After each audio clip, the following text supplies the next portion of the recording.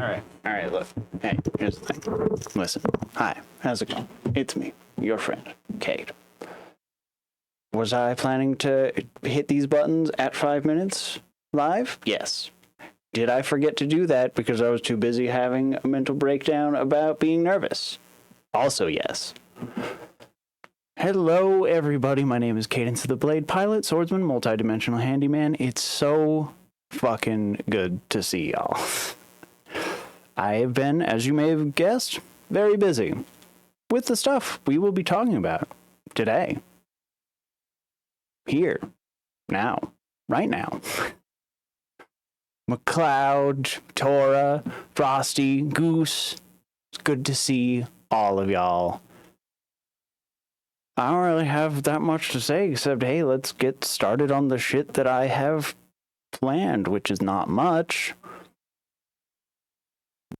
This volume down a little bit. Hey, there we go. All right, perfect. Yeah, I figure, fuck it. Let's go do some schoolwork. Hi, Tora.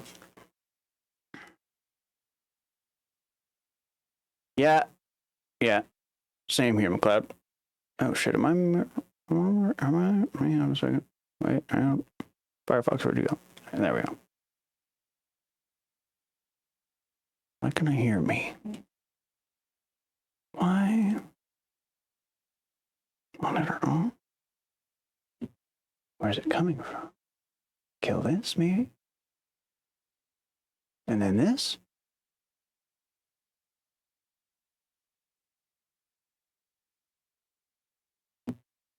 Why is it echoey?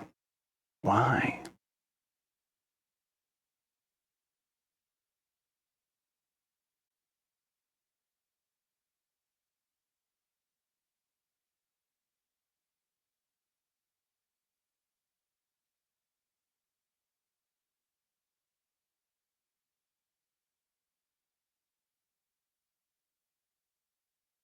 There's.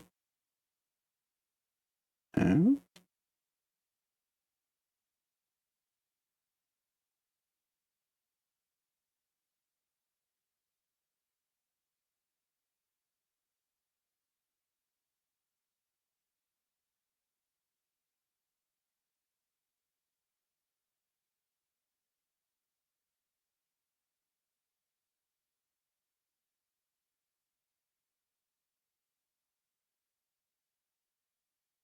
How about now? Hey, okay, there we go.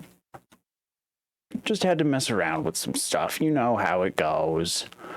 Because I'm in space. We're echoey in space. Buzz? What do you mean, buzz?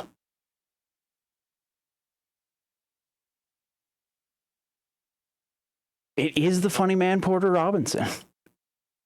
Do I? Now, what does that mean? What's this? Buzzing? Oh, okay. Hey, look at that. What if I kill this? How about now? Huh? Compressor. Noise removal. Oh, some kind of interference. Bumble Upward is dead. I killed him.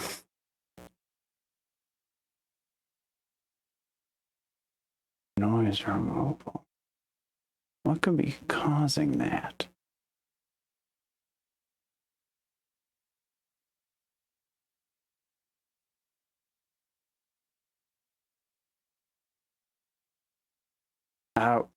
We were also going to go see Porter Robinson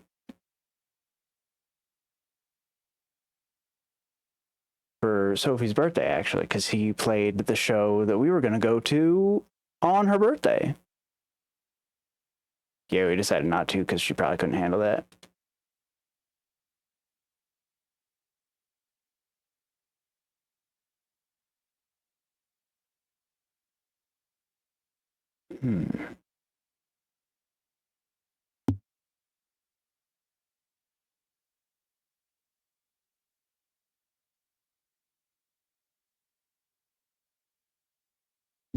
I don't know. I don't know what the deal is with that, and if I spend too much time thinking about it, I'm going to get anxiety and never do this again.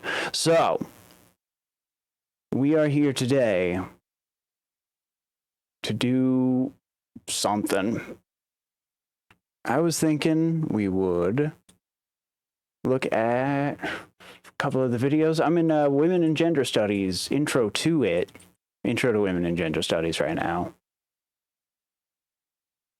I figured, what the hell?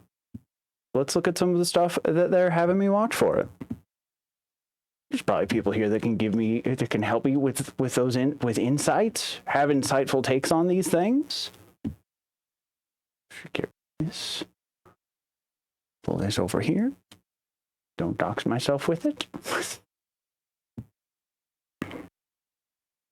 I think it would have been an outdoor venue, so that would have been slightly less of a problem. But you know how it goes. She's 8. 8? Miu's right there. I just pointed out. You can't see it, but I pointed at Miu. She's right there. All right. Let's see here. I didn't have a plan when I started this. Can you tell? We need this. Here we go. Because I like this. Parse this music.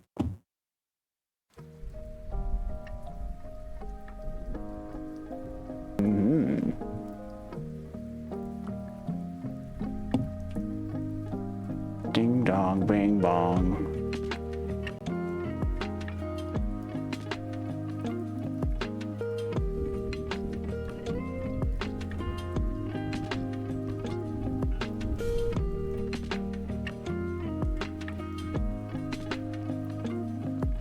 Come on, brain. There we go.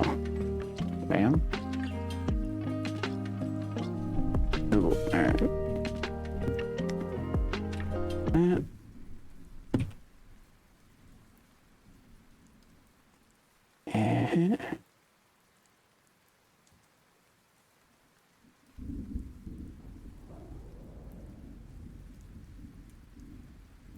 That one.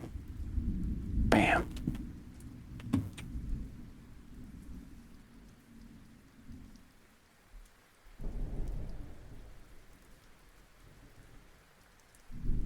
All right. Bam. Man. Hey, look at that. So this is what we'll be watching first. This is for one of my classes. That's pretty fun. Very interesting. A lot of very cool people in it. We're going to sit here. We're going to bullshit. I'm going to try and read some stuff for the classes that I have in the morning. It might be kind of boring. Who knows? There's 3 notebooks. 3 folders. A pencil, perhaps.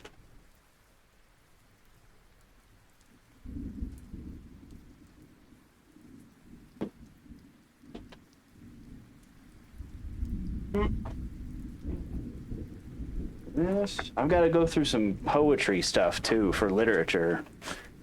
That could be fun. Yeah. All right.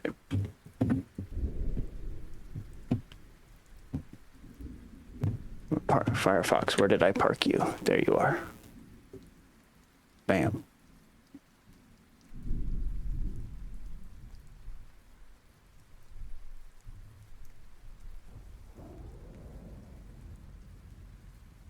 Aww. That is excellent, Frosty.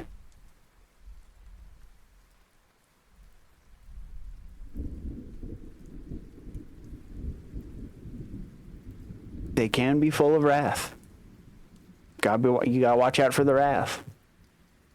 And afterward, too. The thing about pregnant people is that they always have a knife.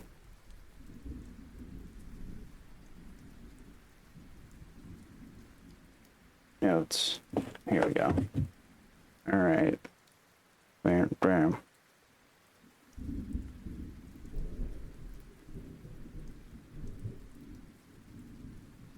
All right, here we go. Ready? Play. How about I destroy you? How about that?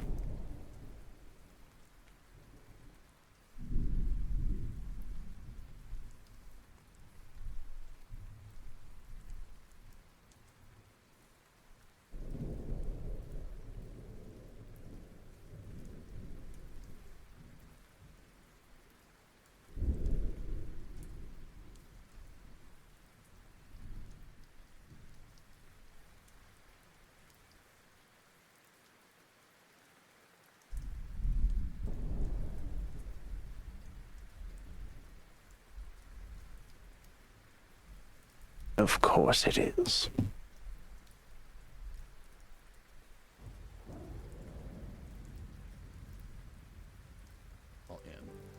The Stonewall riot began when a drag queen, bereft by the death of Judy How's that? Garland, threw a brick at a police officer. The riot culminated in a Rockette-style kick line of drag queens facing down tactical police in riot gear. It's a beautiful story, but it's not exactly true. So, I gathered some people who were at Stonewall in 1969, Oh, shit. some historians who had spent years studying LGBT history, and some contemporary queer writers to ask them, what's wrong with this account of Stonewall? They helped me break it down bit by bit. It didn't begin at Stonewall. Before Stonewall, we had the Daughters of Bilitis, we had the Mattachine Society. There was the sip-in at Julius's. And the movement in the world dates back to 1897 in Berlin with the founding of Magnus Hirschfeld's organization, which was the first gay rights group. So if gay rights didn't begin at Stonewall, why was Stonewall important? Because it led to the creation of the gay liberation movement. Gay Liberation Front was born out of the ashes of Stonewall. Gay Liberation Front is literally why we have everything we have today. They planned a march on the first anniversary of Stonewall. And people forget that there were 3 pride parades. I was at the one in Los Angeles in 1970. We had a big jar of Vaseline on a float. It was a really in-your-face float. Oh, wow. Now here's a fundamental question about Stonewall. Was it a riot? And what we did is we were cheering and dancing in the street. That's not a riot.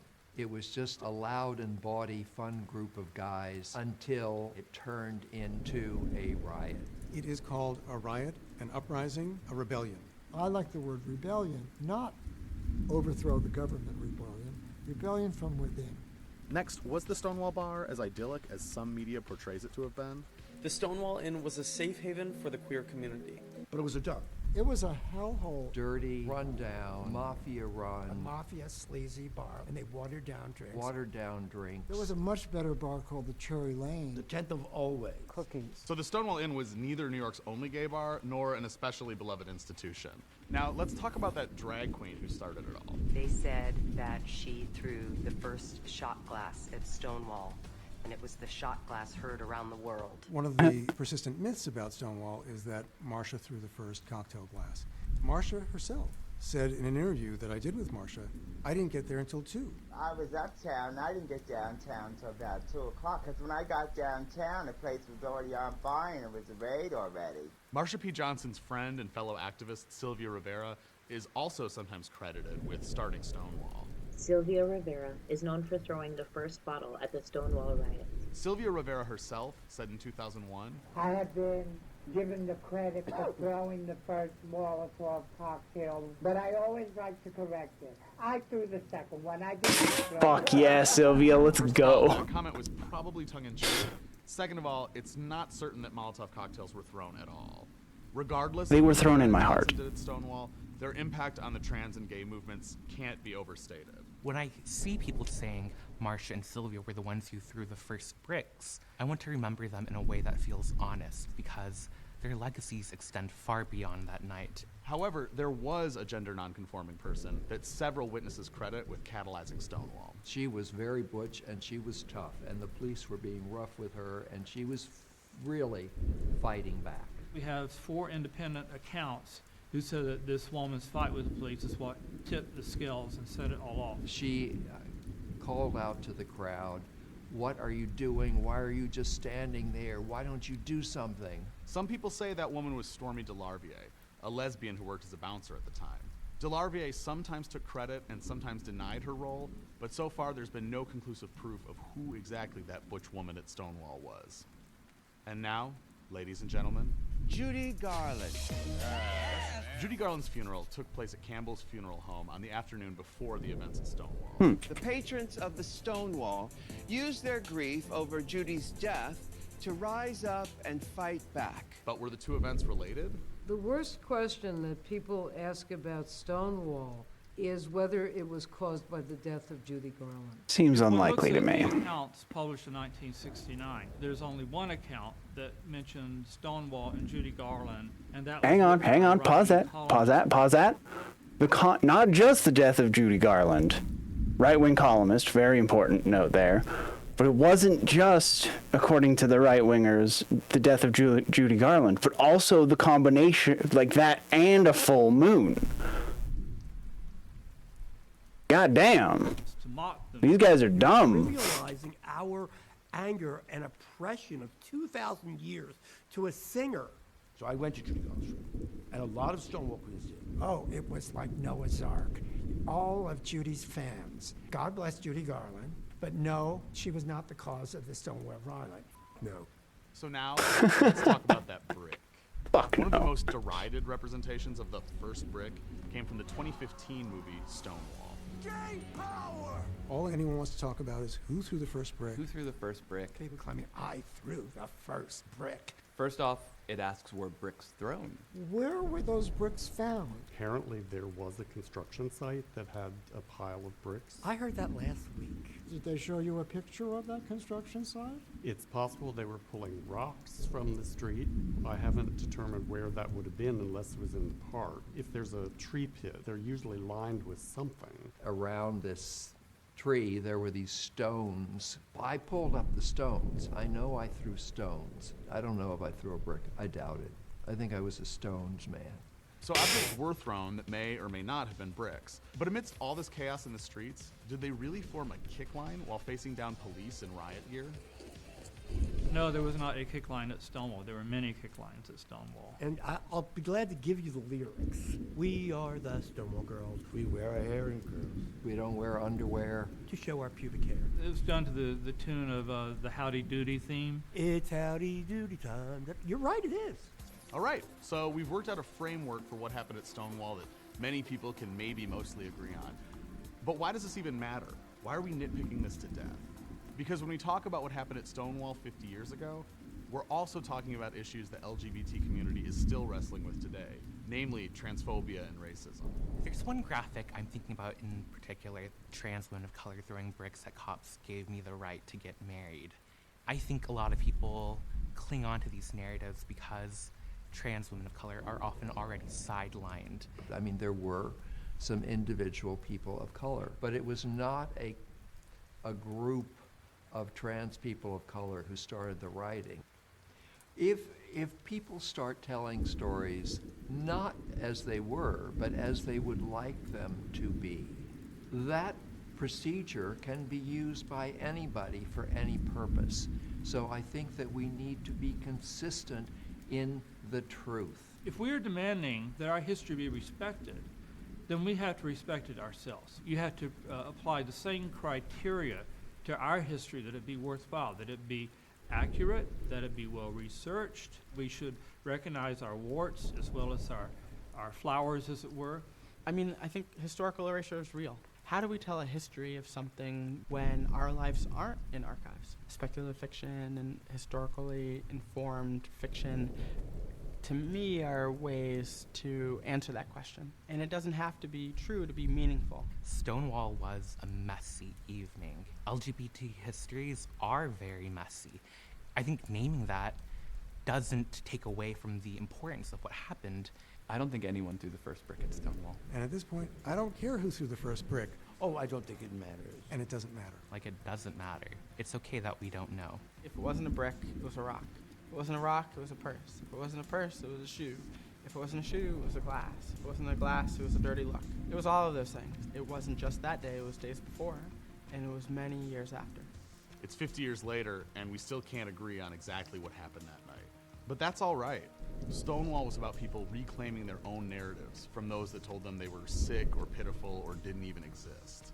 Part of telling your own story means living openly and partying at parades, but it also means contending with other people's versions of that story, even if theirs doesn't match perfectly with yours.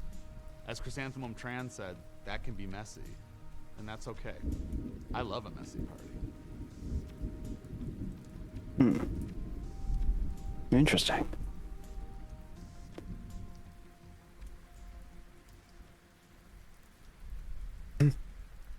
Cool. Now, I wonder. So this is all. I'm watching these in preparation for lectures tomorrow, right?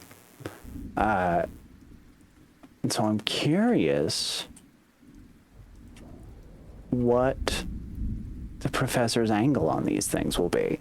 Because she does keep surprising me in significant ways with these conversations. Next video. But what about the activist movement? You're familiar with Stonewall, of course.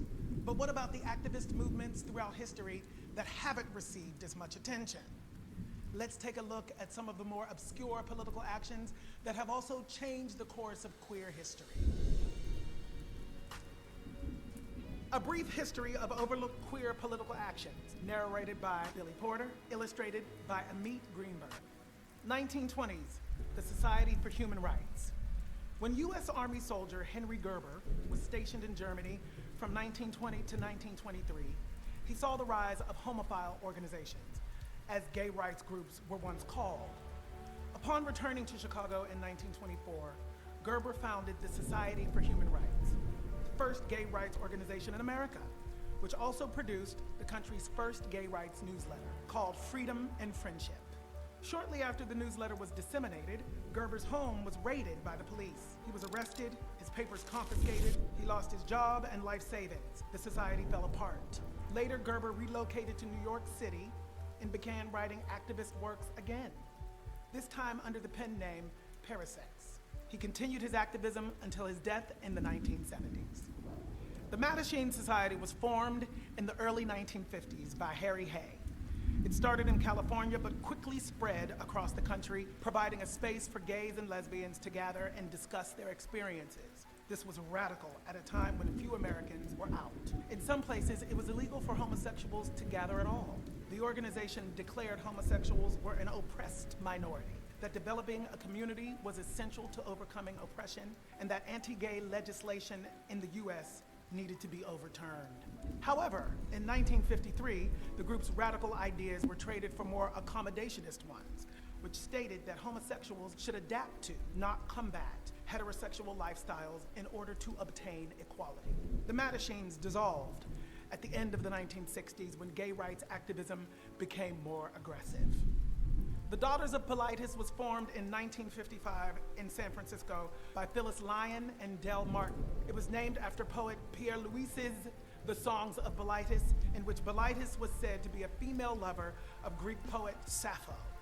It was one of the first lesbian organizations ever established in the U.S. Originally assembled as a meeting place for lesbians, the group also held public forums to teach people about homosexuality and provided support to partnered, single, and parenting lesbians.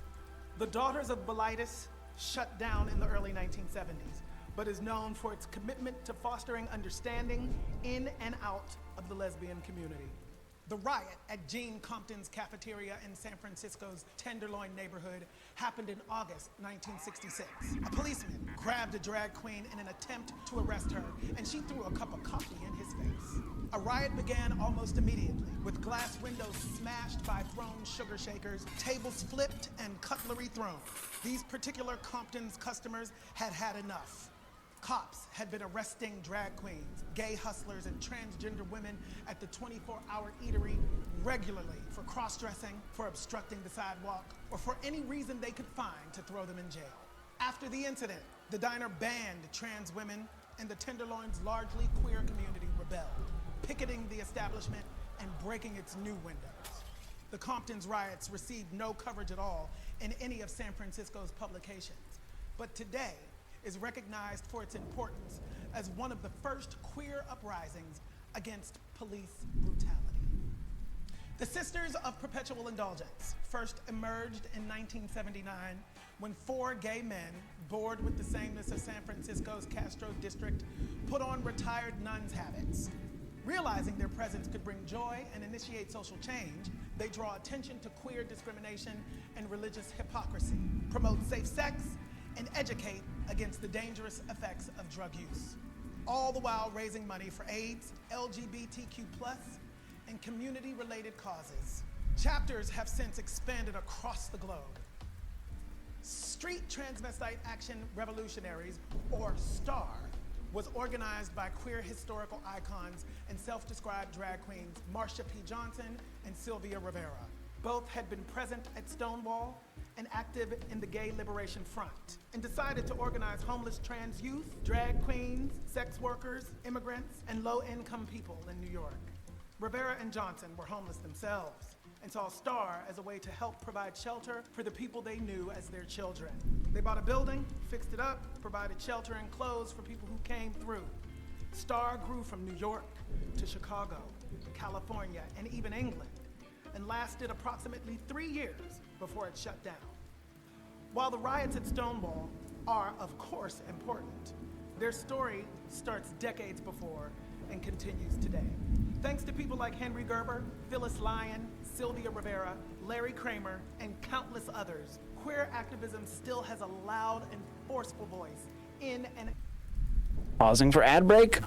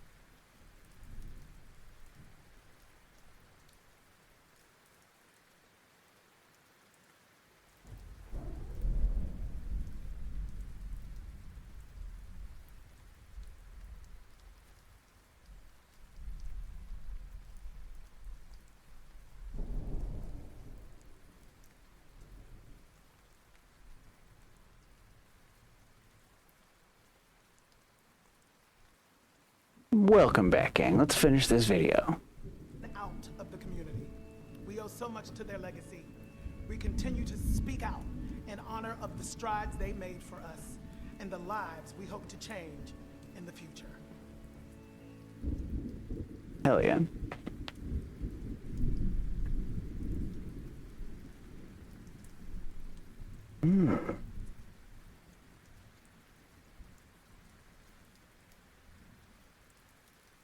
All right, let me just go back over here. Pull up. Just make sure I'm not usually she just has us watch a couple videos, take light notes, and then we talk about it in class. Make sure there's not like some extra stuff. Okay, just those two videos. All right. Hey, that's it for Women and Gender Studies today. I think that next thing I need to do is probably proprietary, so I should switch this over to game.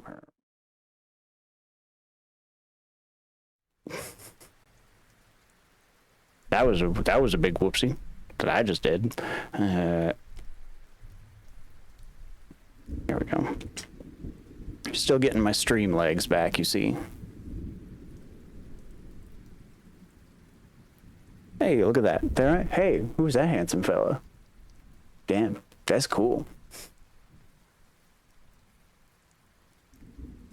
All right.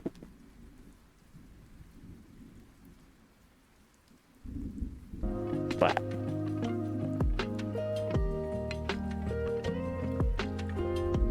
yeah, that's crazy. Stream pants. Hi, Bun. Welcome. Welcome back. Dongo. Welcome, Dongo, my friend. So good to see all of you. Posture check. I checked. It's dog shit. All right. Okay. Close this. Come over here.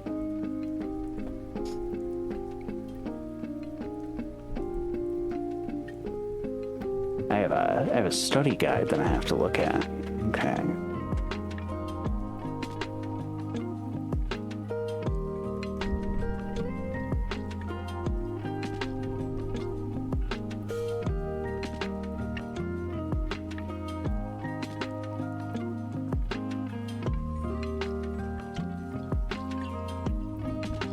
Hang on. Now this is gonna sound crazy, especially coming from especially to those of you that knew me in high school. But I made flashcards. I've got there's this cool. If you're familiar with Rocksmith, that game that Ubisoft ruined, like they do.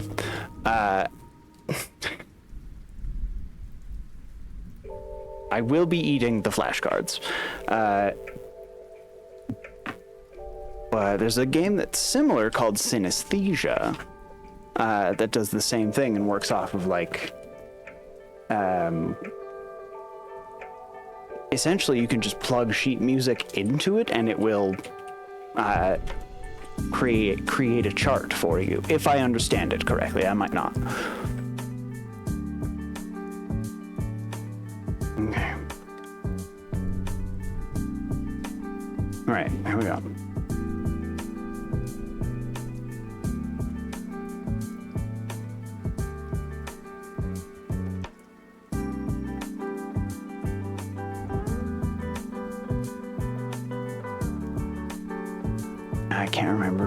I can't remember what the specific definition of any of these words is. All right. Biological anthropology. I know it's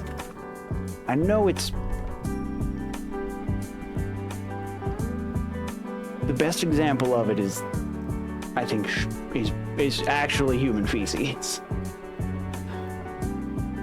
and things like that. Food? Does food count as biological? Shit. All right, hang on a minute. Scientific method, analysis, theory, quantitative method, qualitative method. I need to come up with a better sorting for this.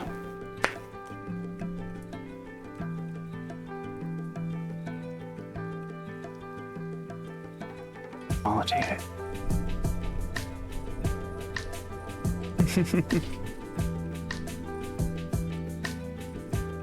Sounds good, Frosty.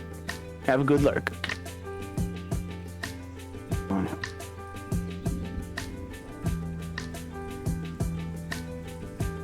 Did I not? Yes, I didn't. Alright, where the fuck is my anthropology notebook? Here it is, the one with the orange tab on it.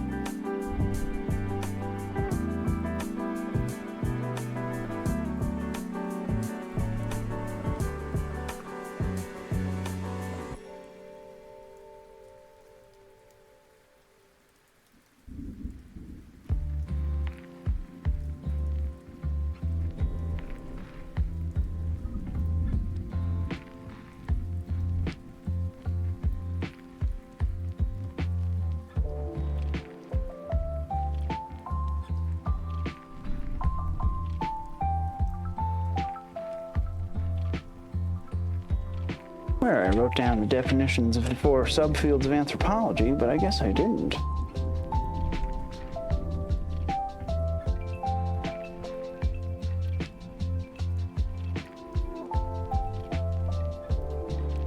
Okay, I applied anthropology. Don't mind me mumbling, just losing my mind over here.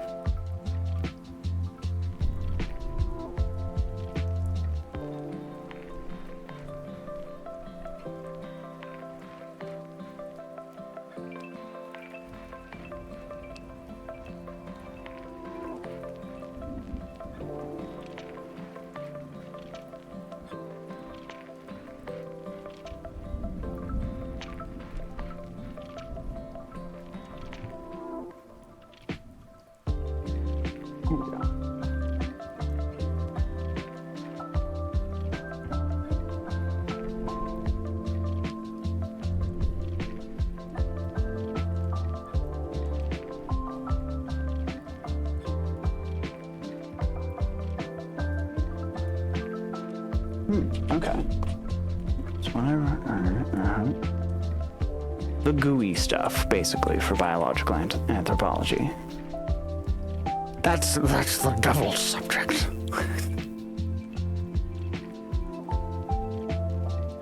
And that's why I'm studying it, Dongo, obviously. At least at a 1000 level.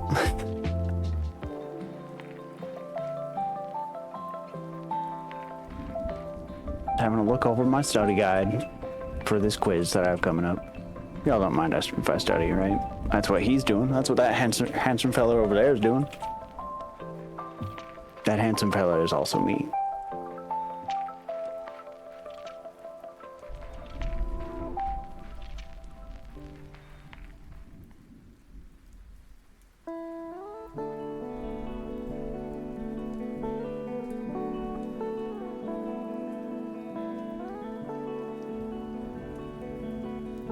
Linguistic anthropology is what we say and how we say it.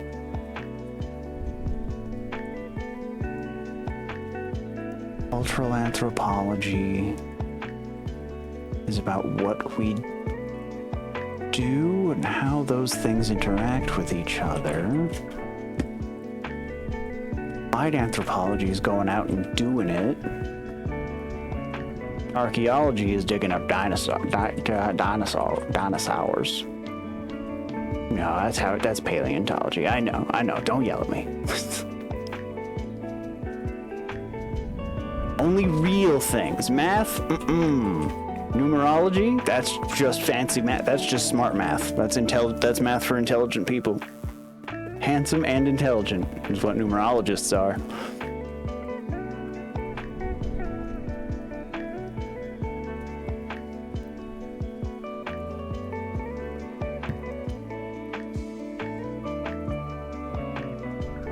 Wiped out the ways we had been doing things.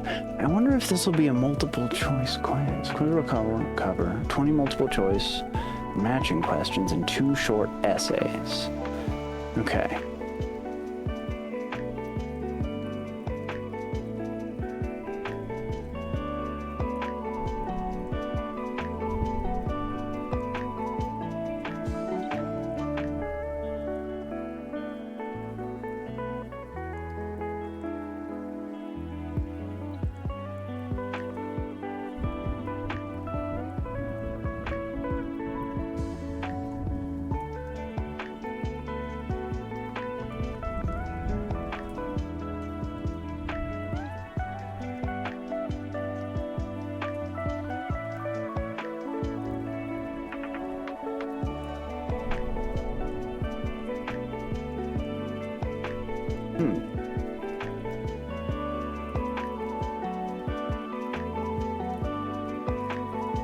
I wonder, some of these I don't know about yet. I'm starting to think maybe I'm slightly reading ahead, but only as far as the study guide goes. Yeah. Okay. I'm reasonably confident in that, though. In the idea that I can pass this.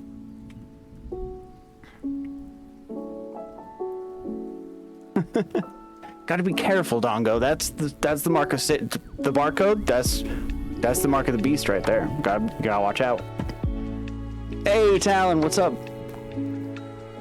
We're here. See, here's the thing, right? I've been so focused on school that I haven't felt like I was able to stream. But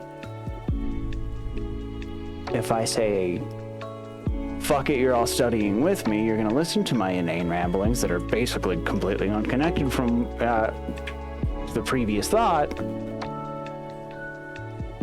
That's the end of that thought. It's also disconnected.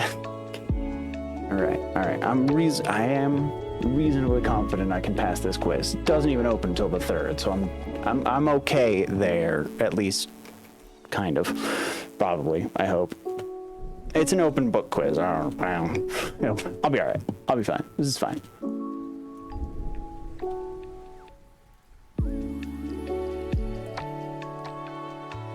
All right. where's my English syllabus? Because my literature professor is 1,000 years old and does not run things the way any other professor does.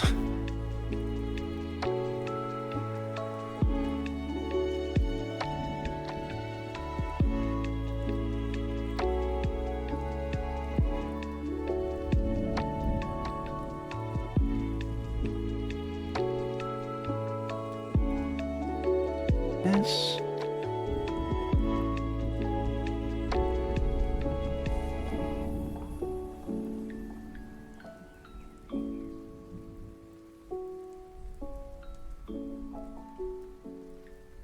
This. Hi, Nocti. Enjoy your lurk. You can't distract me. I exist in a state of perpetual distraction, sir.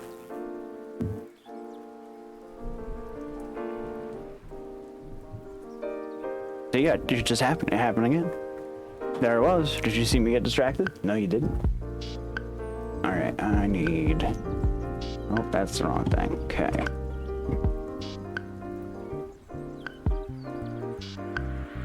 Handouts. Now read the things that are not handouts. So I need 275 and 76. Right? Yeah, okay.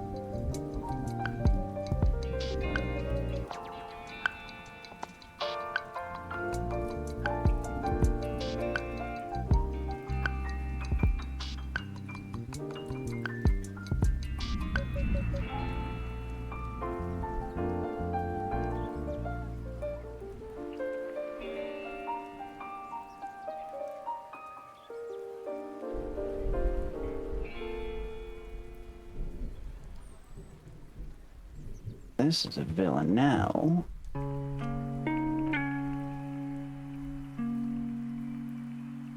This is the anthropology notebook. Yeah.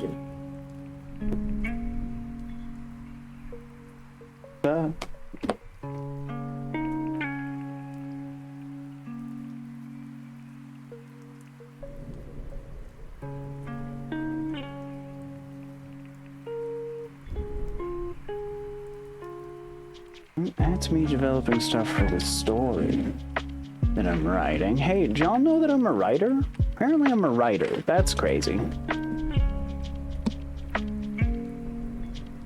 Of course, my mother's like, oh, you'll never make any money with a major in creative writing. And I'm like, hey, you've been an HR professional for like 20 years and you're as unemployed as I am.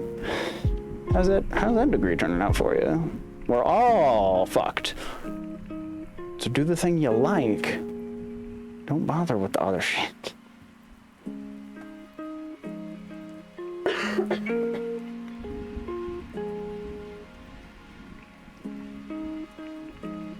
Now I need 217. Okay. This is what I'm talking about with this professor, right? First reading assignment.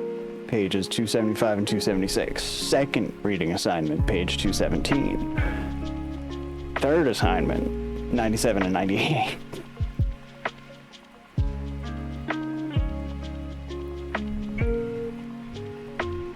With the multiplying horrors. The horrors that just won't stop multiplying, no matter what we do.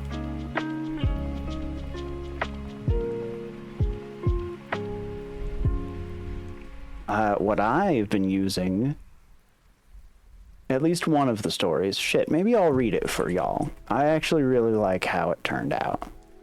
How would you feel about that? What if I narrated the things that I've been writing? Once we're done studying, as a treat. bass backwards. Dude, I will.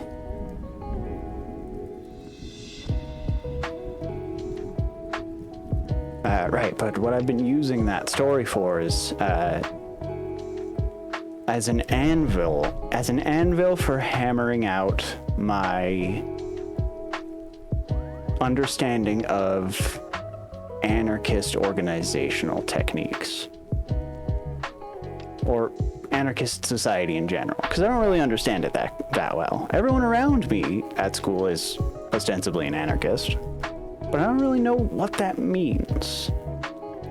And I'm using this book, I think it's a book, that I'm writing to, like, broaden my understanding of the subject and figure out what I actually think about it.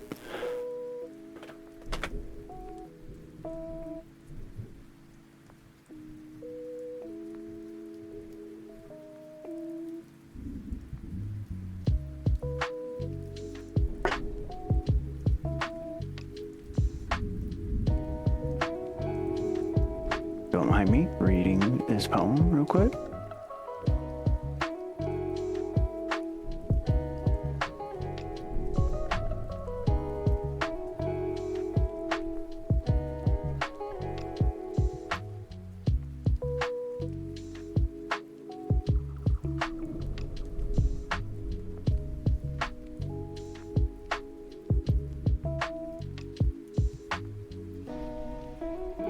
Oh, I like this one, y'all. Let me get some water. Hang on. I'm gonna read this Theodore Rothke poem to y'all. 'Cause I like it a lot. Dude, I hear it's so fucking good. I haven't gotten around to it myself, but everything I hear about it is that it is incredible. All right, here we go. Theodore Rothke, The Waking. I wake to sleep and take my waking slow. I feel my fate in what I cannot fear. I learn by going where I have to go. We think by feeling. What is there to know? I hear my being dance from ear to ear. I wake to sleep and take my waking slow. Of those so close beside me, which are you? God bless the ground, I shall walk softly there and learn by going where I have to go. Light takes the tree, but who can tell us how? The lowly worm climbs up a winding stair. I wake to sleep and take my waking slow. Great nature has another thing to do. To you and me, so take the lively air, and lovely learn by going where to go. This shaking keeps me steady. I should know. What falls away is always and is near. I wake to sleep and take my waking slow. I learn by going where I have to go. Holy fuck, I like that. I like that a lot.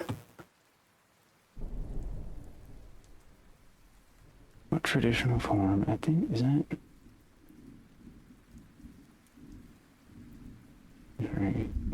Is that also a villanelle? I think that's a villanelle.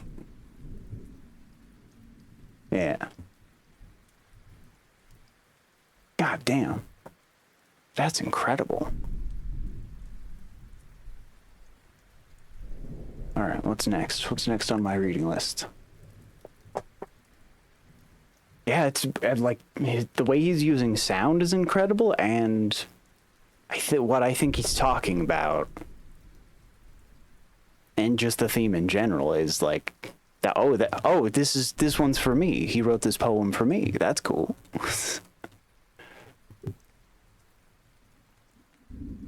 Syllabus in my hand. That's where the information I'm looking for is.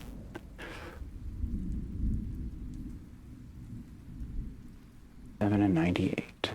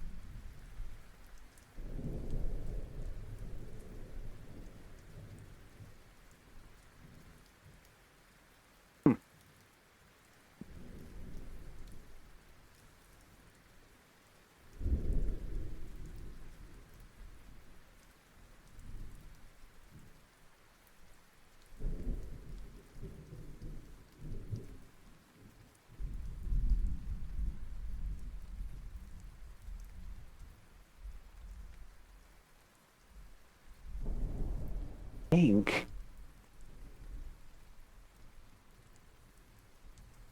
Oh shit, there's more of it. Oh, no, it's not. Somewhere. Mm-hmm.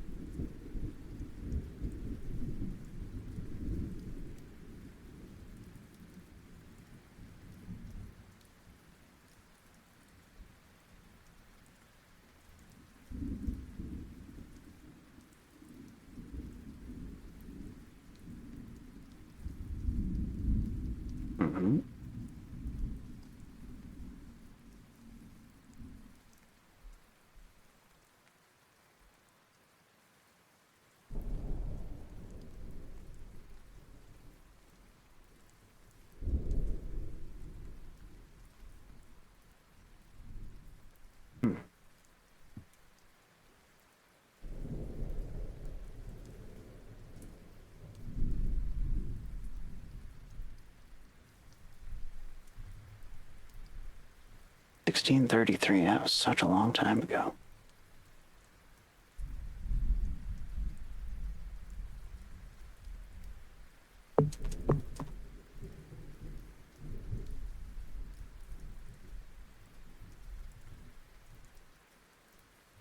Hey, look at that.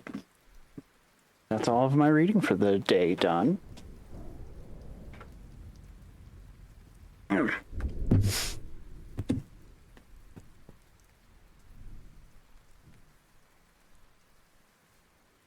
I didn't read you that last one because it was kind of boring. All right. Now, what if I said I was going to read you the thing that I wrote? And I got a lot of very positive feedback on this story.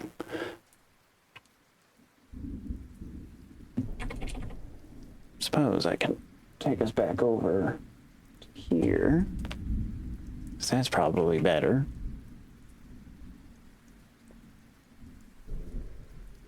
Just volume down, turn that on. Interesting. Okay. Don't mind me. Just so you might have noticed all of my redeems are just gone, except for some super basic ones, cause all those files are also gone. So maybe one of the things we'll do, I really don't have a hard plan for the rest of the night.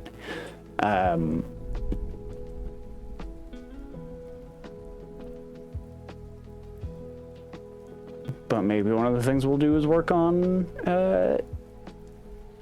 rebuilding my streams.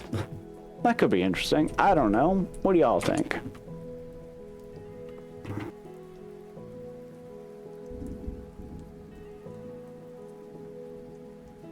And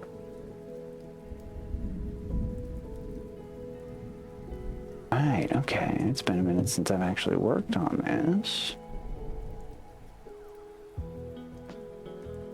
Oh, that's not it.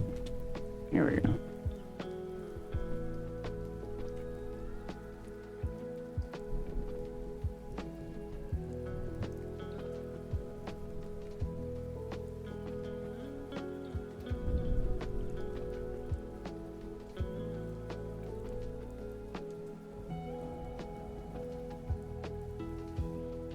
So I actually got a lot of really positive feedback on a lot of the things that I wrote. Last semester was an intro to creative writing class, which was I'm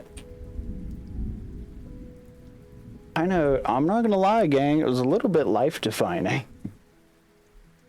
Like, that's the course of my entire life altered right there with a single class. That's fun.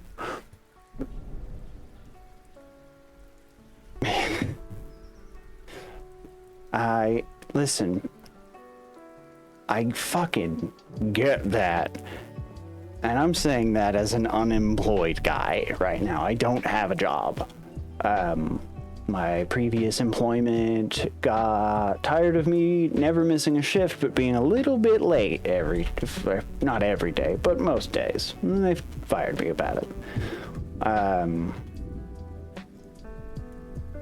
Where the hell was I going with that? And even then, I don't have any fucking time to do shit. That's probably because I'm in school, and that's a job.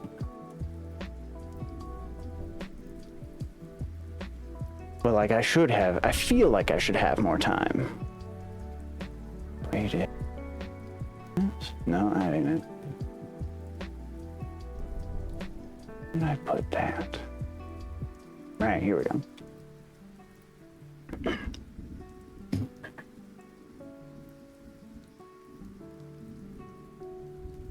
Hey, ellipses, could you not?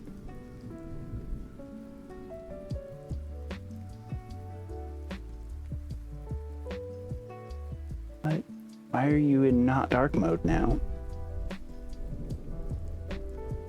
Alright, well... I think there's still shit set up, but... They might be, I haven't even looked.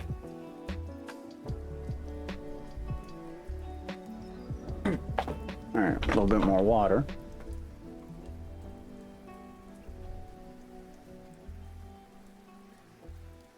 So the first assignment for creative writing was nonfiction, an open letter. And I struggled like a motherfucker to figure out what I wanted to write my open letter about. And it took me until about 3 hours before class to actually get something out. I wrote this in bed on my phone next to Miyu while she was completely unconscious. And I got 100% in this class. So this was a strong start, and it just kept going from there. This is my open letter to choice paralysis. Dear choice paralysis, we can't keep doing this, man.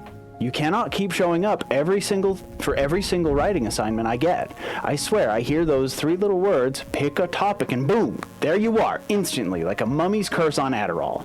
You've done it to me on every writing assignment I've gotten in the last 4 months, and I seriously cannot take it anymore. Maybe we could write about astronomy, something about SETI or Artemis 2, you know? Chase that Carl Sagan angle? No? Okay. How about a critical piece about Star Wars and its relationship with fandom? The Acolyte was really fun. That could be a good piece. Alright, I was really looking forward to writing that one, but I guess we'll skip it. What about that thing we were working on for the final semester? Remember? The one about whether or not it's possible for us to responsibly wield our privilege in violent defense of the oppressed? Yeah, no, of course not. How silly of me to even ask. You seriously ruin everything, choice paralysis. And honestly, what kills me is that you're still catching me off guard. I promised myself that I wasn't going to wait to write the open letter assignment until the day it was due, but of course, here I am at 6:22 a.m. writing it on my phone so the sound of my typing doesn't wake up Miyu. All because you refuse to make a decision. All because you think that every topic is so wildly interesting until, of course, you have to fucking write about it. I'm so tired, choice paralysis.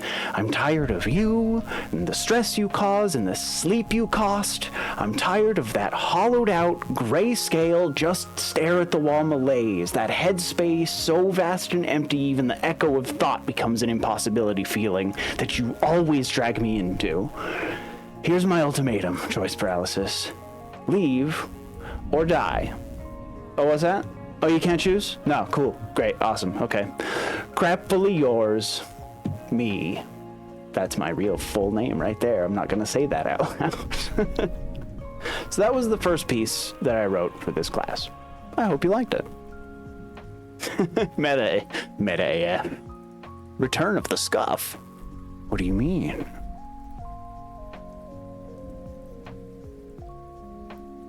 Don't think there's any scuff, right? No, I think we're good. Probably. Oh no, I think it's when I was trying to figure out why my writing program is in 50% light mode. I meant to submit that to my school's like literature publication that they do once a year, but I forgot. Right, and after being awake for like 20 hours just trying to find something to write about, I think it turned out really well.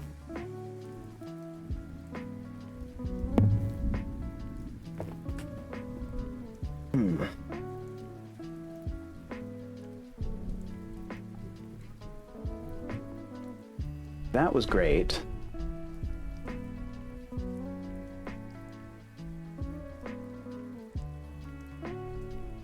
Where did I write the one about all of you, actually? Where'd that go? It wasn't on my phone, was it?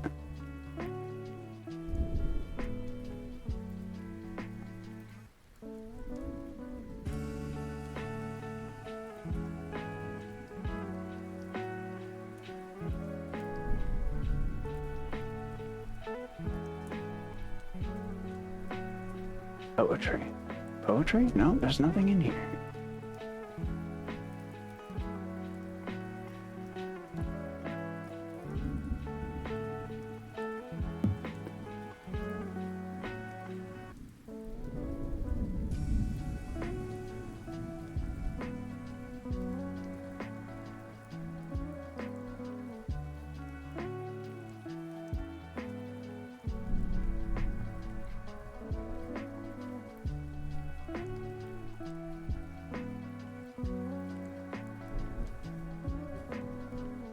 I didn't do that in docs, did I?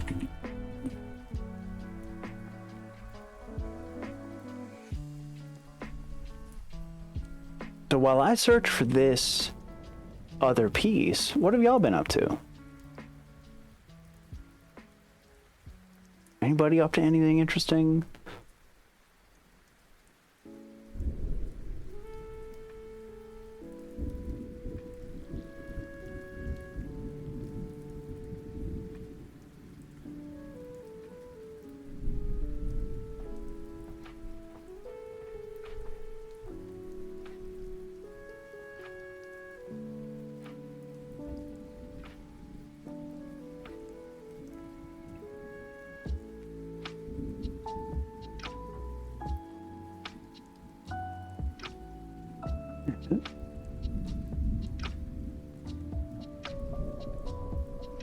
Sure.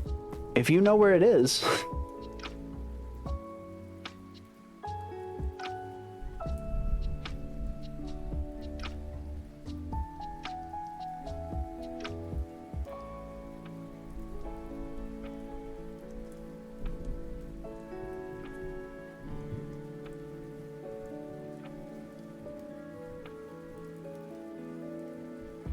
Just work? Yeah. I'm happy to not be doing it right now. I probably should be doing it right now, but here's the fucking thing. What happened to the concept of professionalism in hiring while I wasn't looking? I've been applying for jobs for 4 months. I haven't gotten a single return communication. Not one. Not even automated rejections. It's fucking crazy. Alright, okay. Where did you get this? Where are you keeping this? Did you keep this? Did I? I wish I could remember the things that I do. Alright.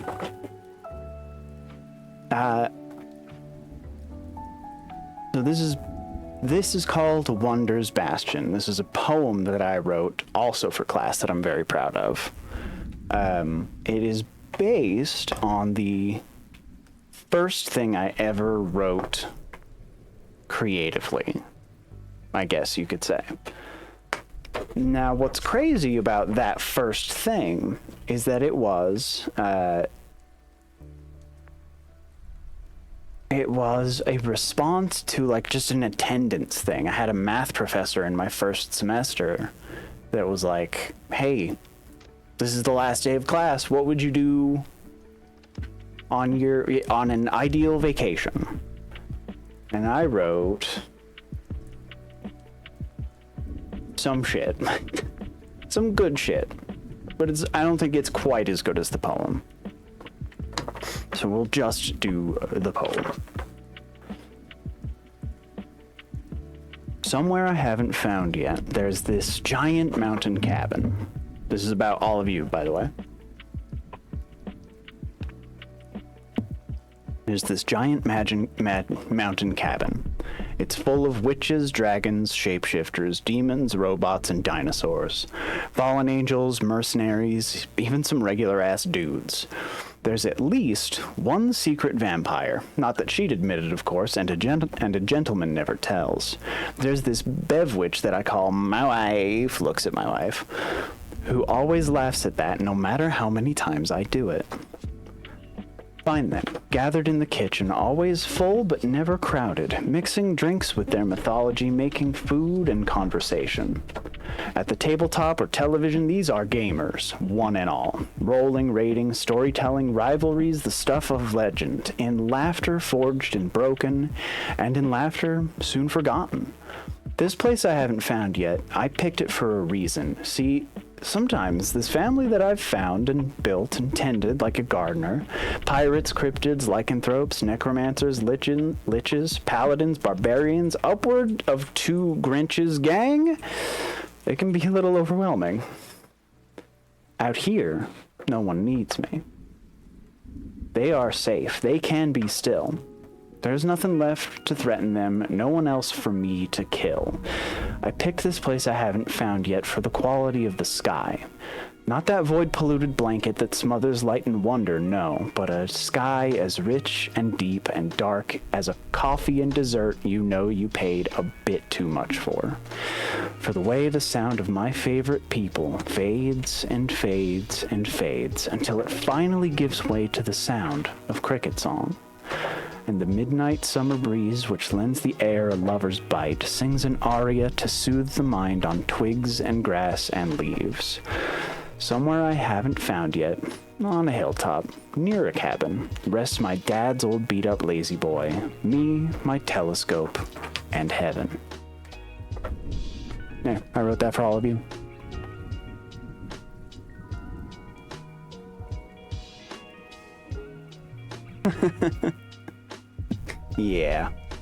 Yeah, I cried a lot while I was writing it, I'm not gonna lie.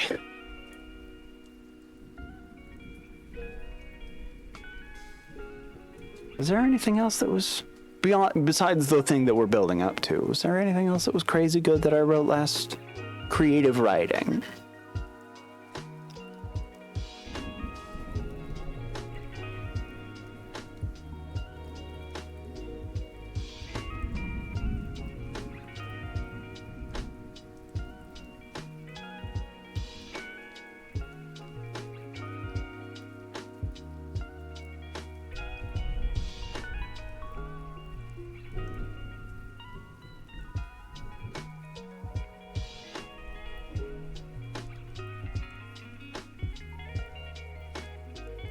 Okay. So we've been building up to something. A novel, maybe you could say. Maybe the beginning of a novel. It is morphing, the way I understand these things often do, into 2 novels. The initial idea comes from Monster Hunter and how much I love not just the way that plays, but that setting. Osteo-architecture. Let's build our buildings out of bones. The world is incredibly dangerous, and yet somehow we manage to remain pretty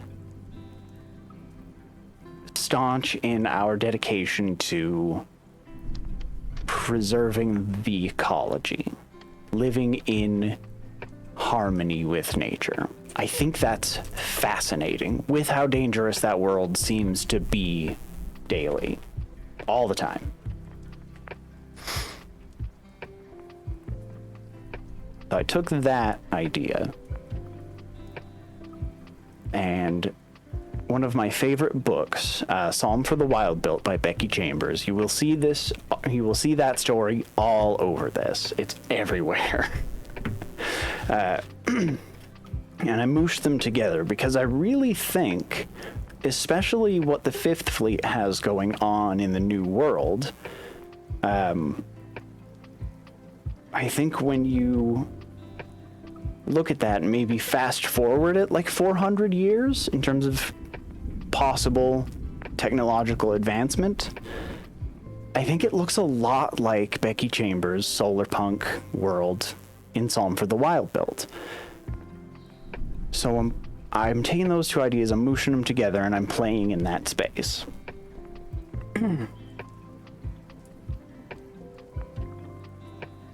Yeah, we always go back out, despite always maybe almost dying. It's the best.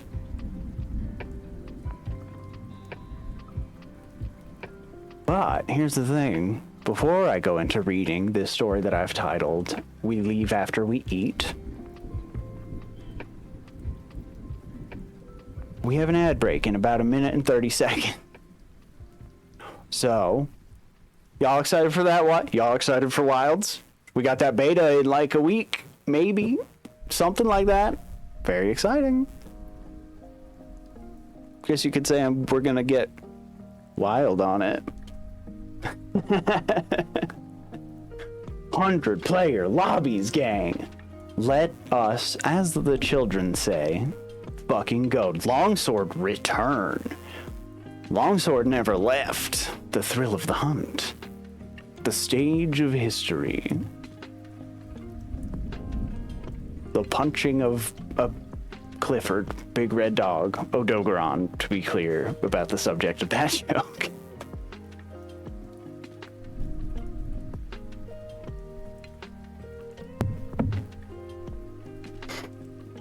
My sister got me a longsword icon charm for my keyring. Oh, I learned how to drive in the time since we haven't talked. That's been a good time for me. Crashing out on Path of Exile too. Nice. Is that a good thing is crashing out a good thing or a bad thing? Yes. Elon Musk's favorite game that he definitely didn't buy an account on. All right, 7 seconds to ad break. I will see you guys in 1 minute and however long I set this to. Might have been like 3 minutes, I'm not gonna lie. Maybe we're in the bathroom.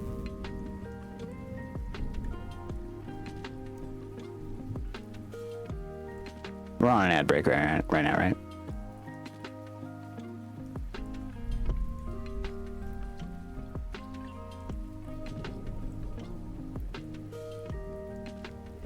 You know what? I'm gonna go refill this.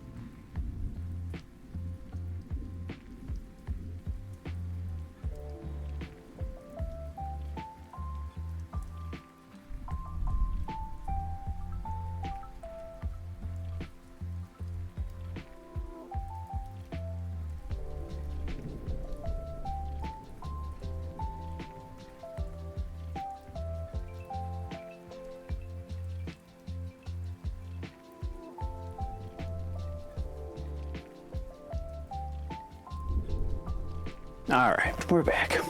Wait.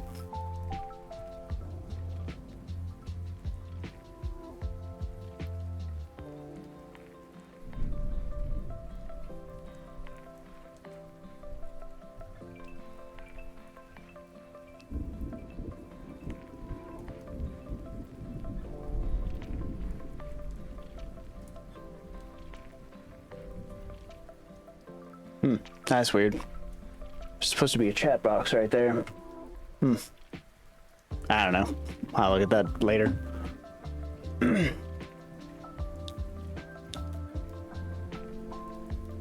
Anyways, hey, welcome back from the break that we were on for ads. Set that up so that we get 50 minutes of no pre-roll. I hope y'all don't mind. Don't need Chrome anymore. Get that shit out of my face.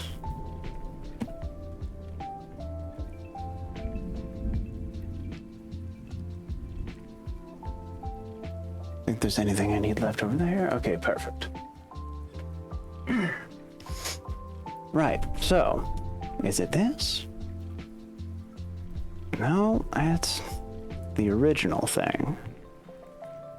Here we go.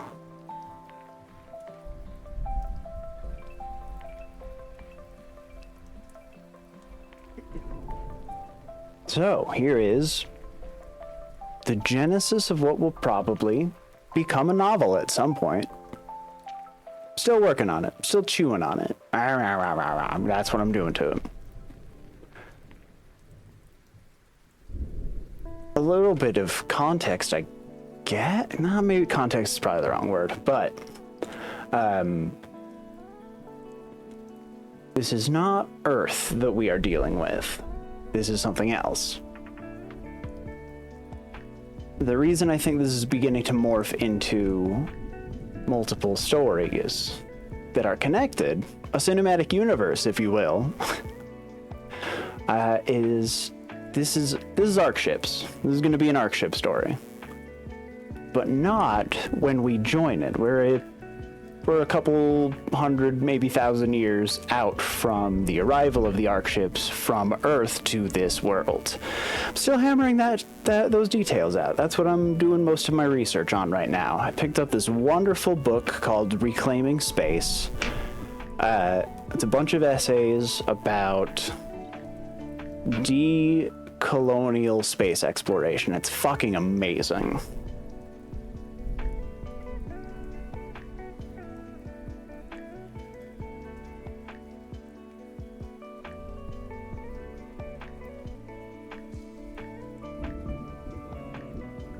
You mean God's perfect weapon, the only weapon that could truly surpass Metal Gear, McLeod?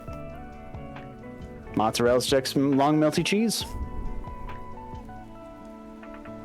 Royal Ludroth. I saw some Ludroth art today that was that same thing. Mozzarella Ludroth. Anyways. What was I saying? Right. A couple hundred years after the arrival of the Ark ships, I wanna think about what a society would look like in that context, after that amount of time. Anthropology as a class has been proving really useful for framing that, but it's also only a 1,000 level class. It's a general education class. I'm talking too much. I will it's my stream. I'll talk as much as I goddamn want to, but here's the story. Here's the actual story.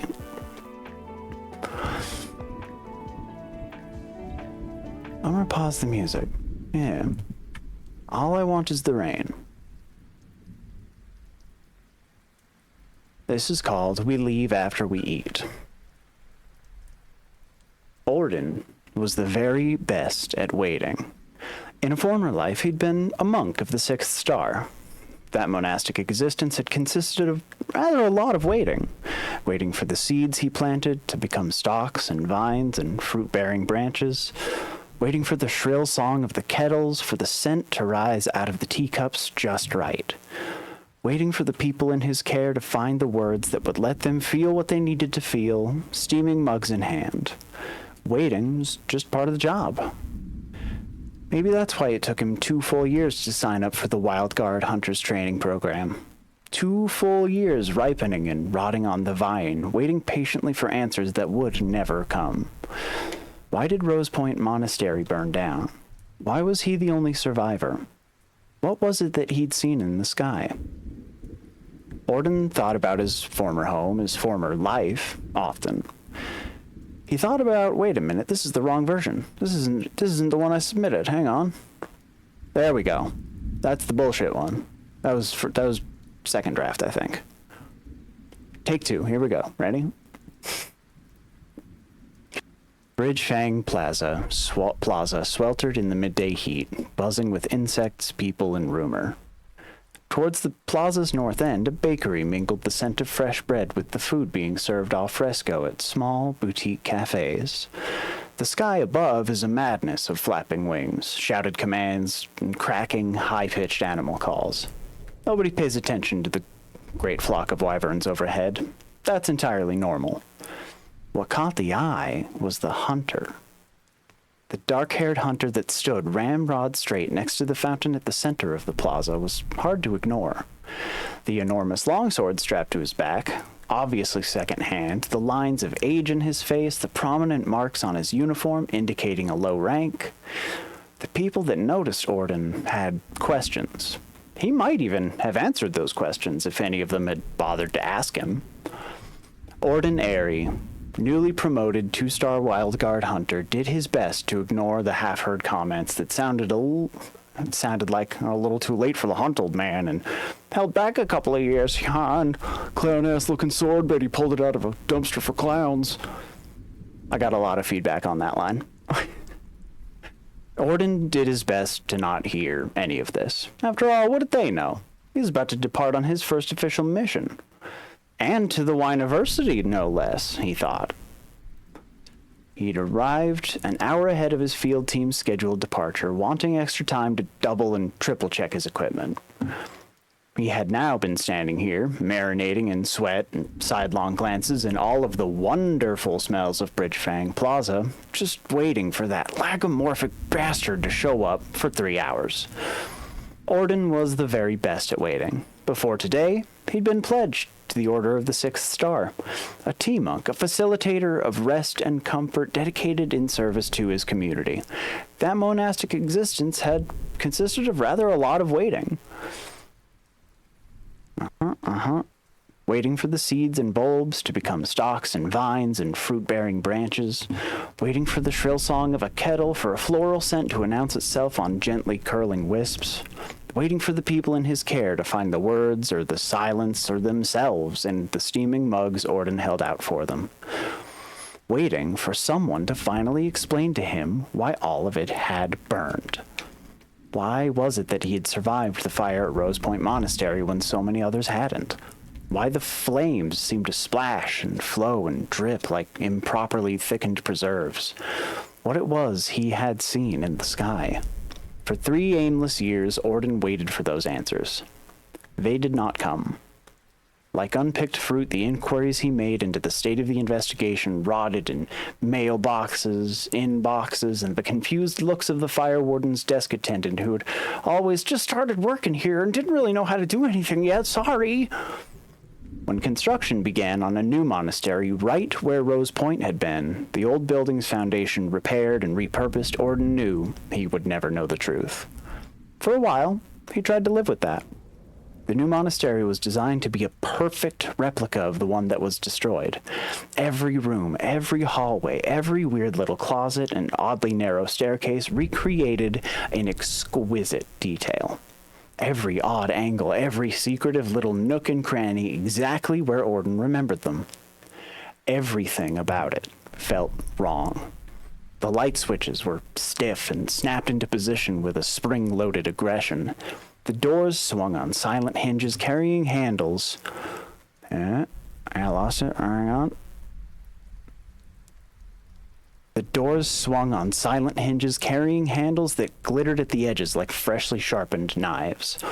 The shower heads were utterly toothless, fed insufficient pressure by water heaters that seemed to have performance anxiety, swinging wildly between absurdly hot and shatteringly cold.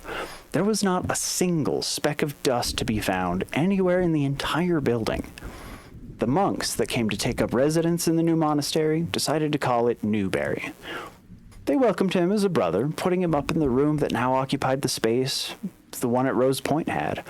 The patterns his eyes traced in the ceiling looked like flames, melting flesh, and vast leathery wings. Welcome back, McDongo. Machine problems, of course, during lunch, of course.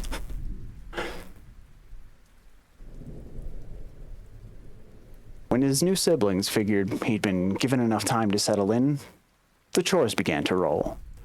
As the months passed, Orden realized he'd fallen into the exact same routine he'd kept at Rose Point Monastery for nearly a decade. This is eventually what sent him packing. One morning, nearly a year after his arrival at Newberry Monastery, Orden opened his eyes, like he did every day, to the chiming of the first bell, a fanfare that faded into the song of morning. The sound of conversation, unintelligible behind closed doors and the receding fog of sleep. The trees outside pushed by the breeze into a standing ovation, rolling applause for the forest's choir of birds. In the small corner kitchenette, his coffee maker gurgled with the promise of something lightly roasted and delicious. Slowly but surely, Orden rose, thoughts and feet meandering through a truly lovely morning. Orden's habit was to wait to leave his room until the conversation out in the hex died out. He dressed. He enjoyed his coffee, enjoyed the way its scent mingled with the crisp air pouring in through the open window. He wondered what sort of mad blends of tea and spices Brother Gom would be coming up with right about now. What kind of groan-inducing joke Brother Morley was no doubt scratching onto that antique chalkboard he keeps on his desk. He smiled as he imagined Sister Mora standing in front of that board, pinching the bridge of her nose, and letting loose the sigh of a woman who has spent long years in love with a man whose greatest pleasure is her mild irritation. Not once did Orden think about the smell of burning hair and meat or the sound of roaring that simply could not have been flames. He finished his coffee, savored the bitterness at the bottom of the cup. Sister Mora had said something about finally showing him the secret method she used to weave flower crowns that wouldn't come apart or wilt unless you wanted them to. As Orden stepped out into the hexagonal common room he shared with four other monks, there was a spring in his step. "Oh, good morning, Orden. You're awfully sprightly today," said the stranger, sitting behind Mora's desk.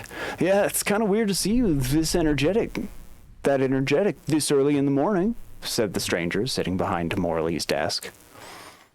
They say that grief, forgotten, weighs twice as much.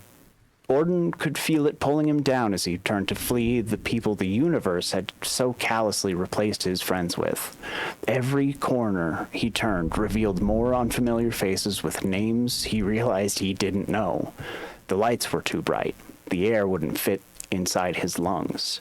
Mora, Orden's mentor since his days as a nervous, gangly apprentice, was dead.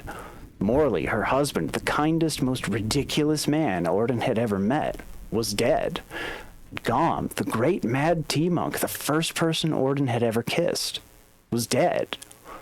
And Orden still didn't know why.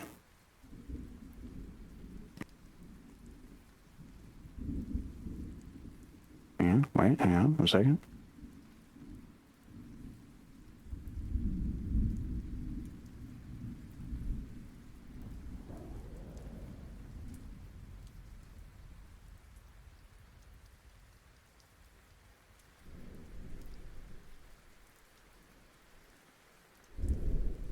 Where is the version of this I turned in?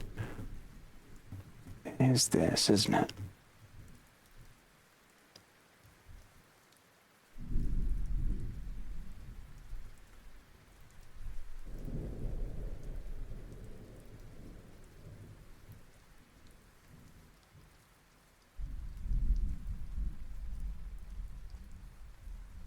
Gotta find a different version.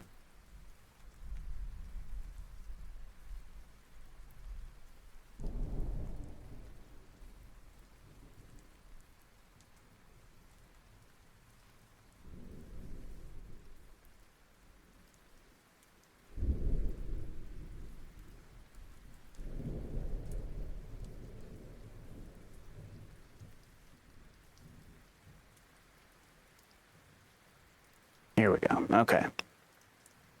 Orden! Hey, Orden! What's a bumpkin like you doing in a place like this, huh? Someone cried from the plaza gateway. The voice was too familiar in more ways than one. Don't you know we got important work to do? Important enough for you to arrive at the departure point over 3 hours late, sir? Orden called back, shaking himself out of his reverie and making sure his voice would carry to every person within earshot. He finally caught sight of his field team captain, an orange-haired Vieira named Cade, approaching through a natural part in the sea of people. The Lagomorph's face was plastered with that same shit-eating grin Orden remembered from the day he decided to become a guild hunter. I was held up by other, equally important work, Cade sniffed. Besides, you're the very best at waiting, aren't you? Orden wasn't sure if the vague gesturing he received from his captain was meant to be a dismissive wave of the hand or a lazy facsimile of his own practiced salute. Playing games on your pocket computer is as important as our departure time, sir? Orden asked, lowering his voice to a more personable volume. Cade draped an arm around Orden's shoulders, turning them both towards the north side of the plaza, walking them in the direction of the bakery.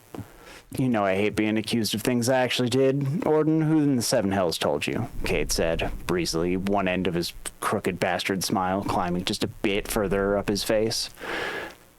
You did just now, sir. Cade laughed hard at that, and the broad iron edge Orden kept in his voice softened, just a little. Is the rest of the team waiting for us at the bakery, Captain? I'm going to be very upset if I could have been eating bread this entire time. Change of plans, old man. It's just you and me on this trip. Someone is very interested in that story you tell about the day Rose Point burned down. They're waiting for you in a tavern out on the pylons. Waiting with an offer, in the interest of accuracy. Orden stopped walking, forcing Cade to do the same. The two men looked at each other, one searching for answers, the other searching for lunch. Cade raised an eyebrow and threw a glance at the bakery, a look that said, Bread? Bread now? Cade, what the hell are you talking about? Asked Orden. That crooked bastard smile split the slender rabbit man's face open like a melon. We leave after we eat. See, what's valuable to me about reading this all out loud to you is that I know a lot of that is not perfect. It is not the way that I want it to be. It's good, but I'm feeling very critical of it right now.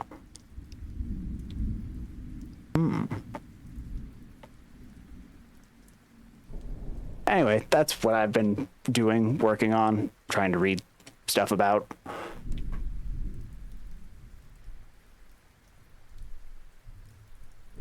Closing that. Hope you liked it, or at least didn't hate it. Maybe I should highlight that. Let me put a marker on this. Bet. Progress is progress. This is I think for technically a freshman, not bad. Not bad, me.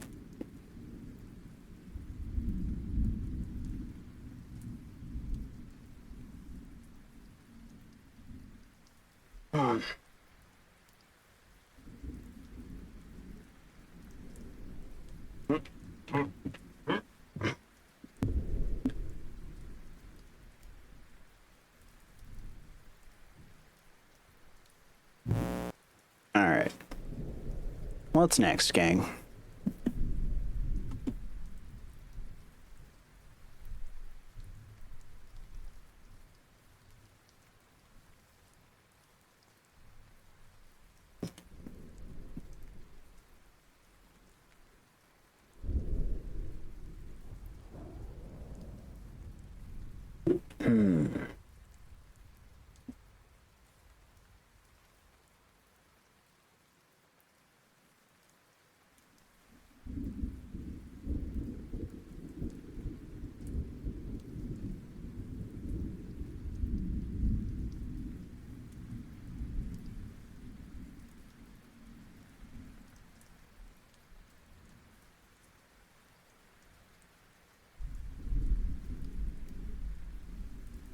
Don't mind me. Just looking at my collection of things. Possibilities. Possibilities is what it is.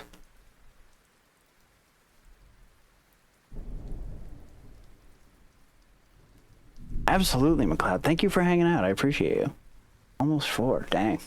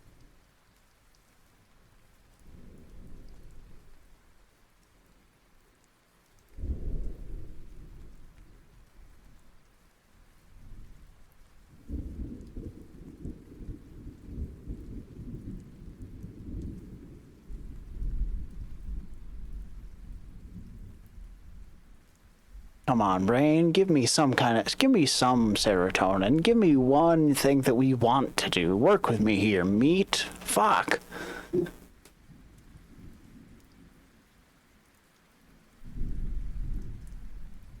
Alright, we're gonna try something. Hit. Bear with me here. 1 second.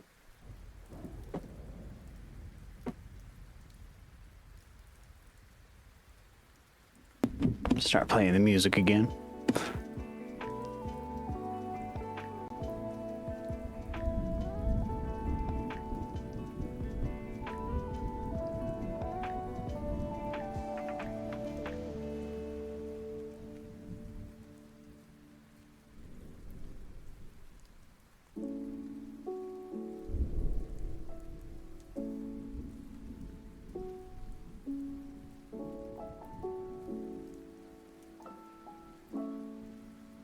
Yeah, this is I guess while I'm doing this,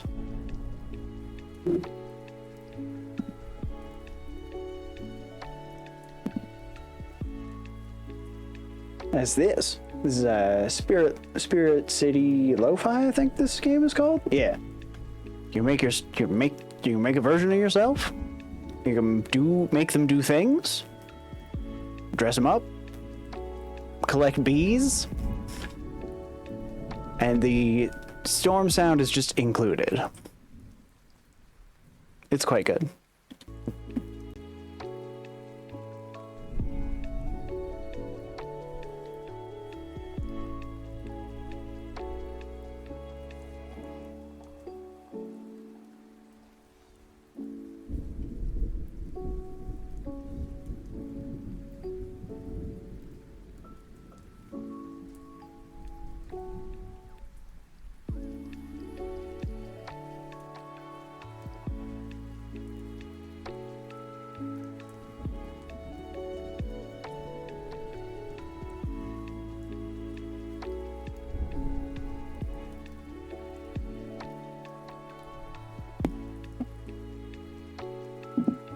There's also a cat with 3 eyes. It's very cool.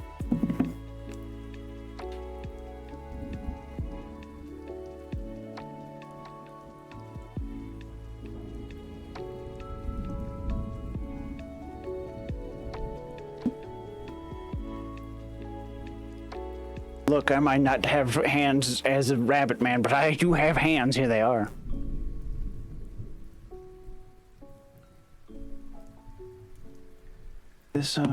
This.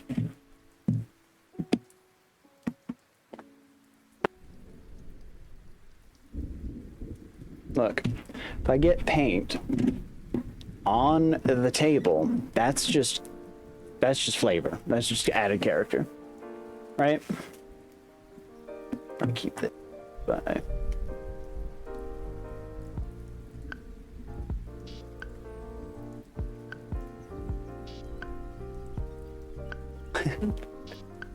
I mean, I don't know about pretty. I definitely chew my nails a lot, so like gorgeous? No. Cool? Maybe. God, no, I'm the opposite of... I'm so... I'm the opposite of handy. It's crazy how useless I am in that regard. I don't want it. I want the character. Yeah. Now, what do y'all think we should paint?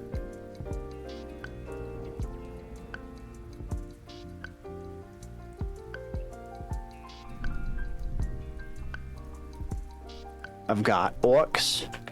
I've got boys.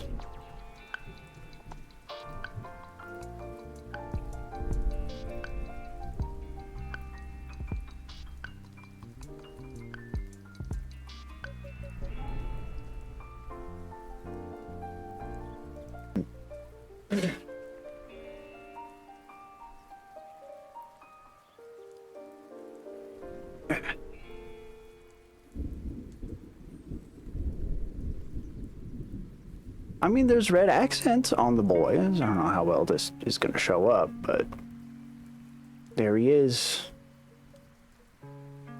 He's doing it. Ooh, not very good at all, is it? Maybe more zoom, perhaps. I'm learning how to use an actual camera.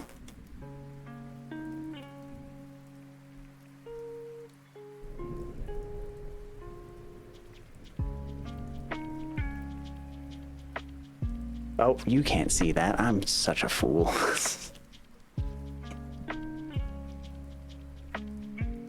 Have a good day at work, Dongo. Good luck. Be safe. I wish you calm customers and calm managers.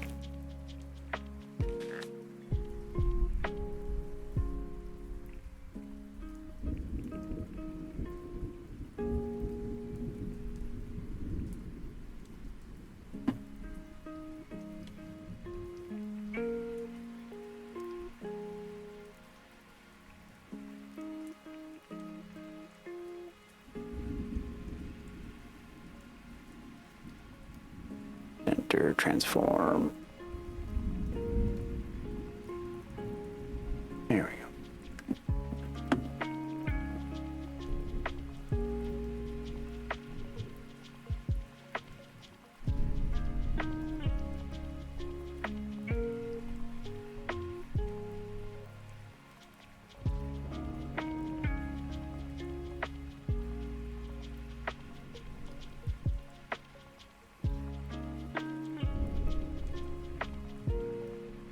Whoa.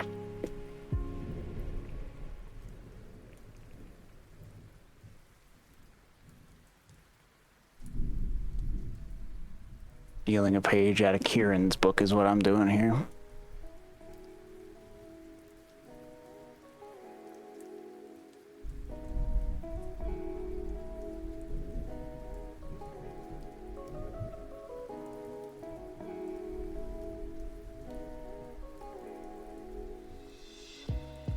Yeah, somewhere about like that, maybe. How's that look? Yeah, how do you feel about that? Orc.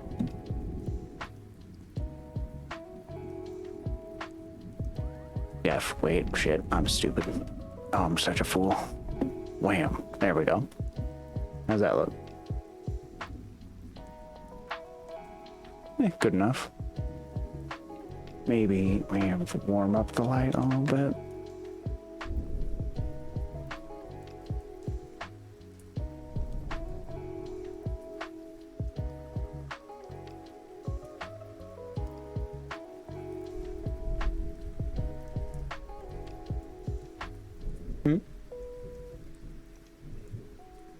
Yeah, because I do not know how to operate these sorts of things. Ah, fuck it.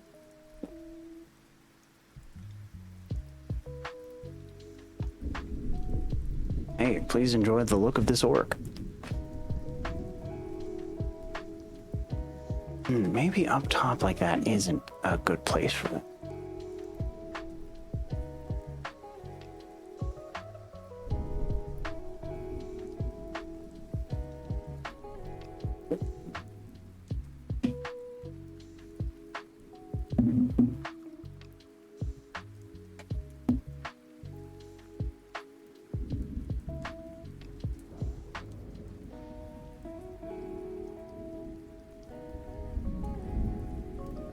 That's maybe a little better.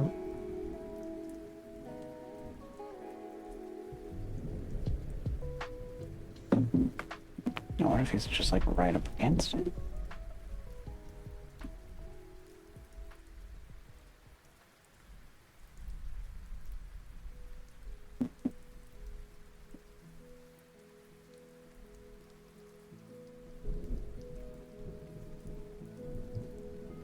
The object. Yeah, maybe something about like that.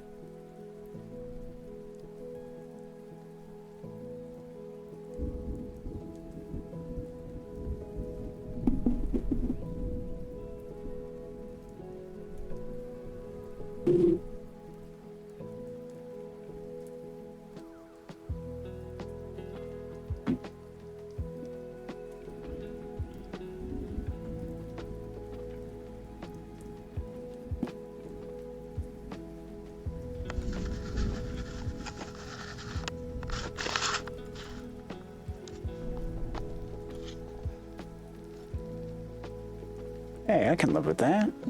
All right.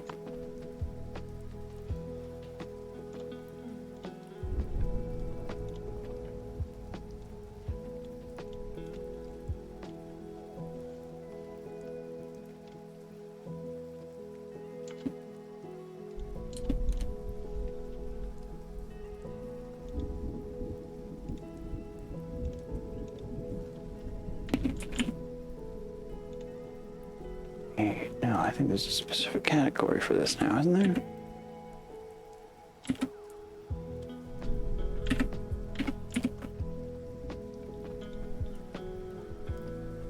Yeah. Bam.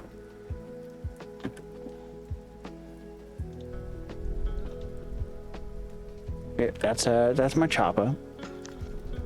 One of 3.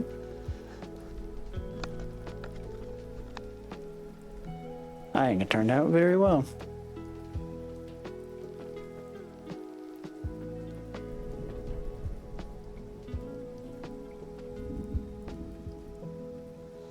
Now, what do y'all think we should paint?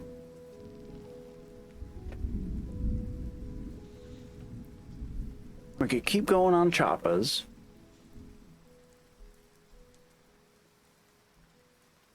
Have other orcs. Because a good friend of mine just, hey, here's a whole ass orc army here's a whole ass 40k orc army. Here you go. I'm moving to a different state and I don't want to carry it.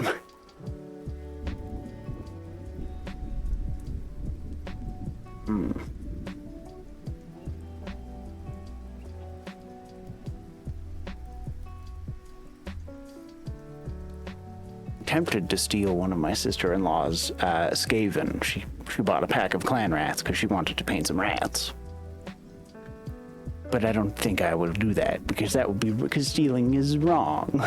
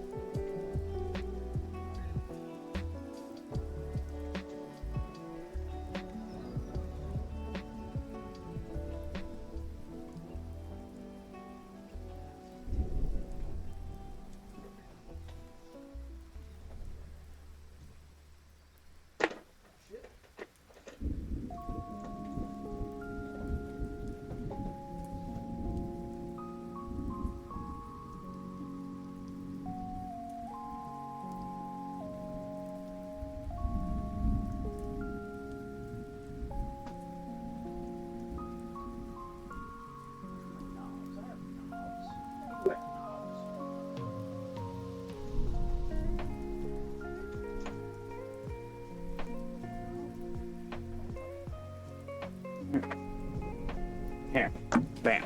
We're gonna do a knob. Don't be shy. Come on, be on camera. There you go.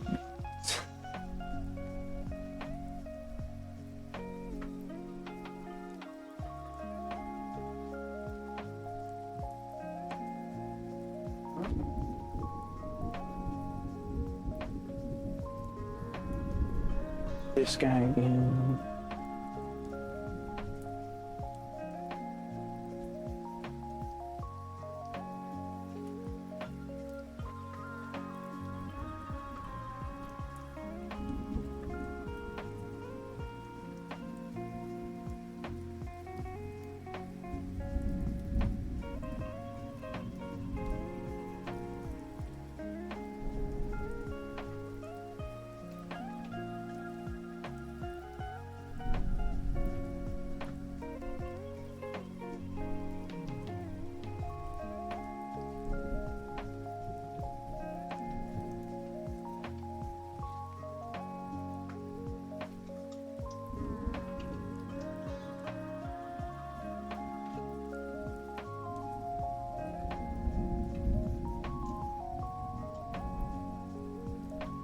Yeah, these mugs still have water in them. That's crazy.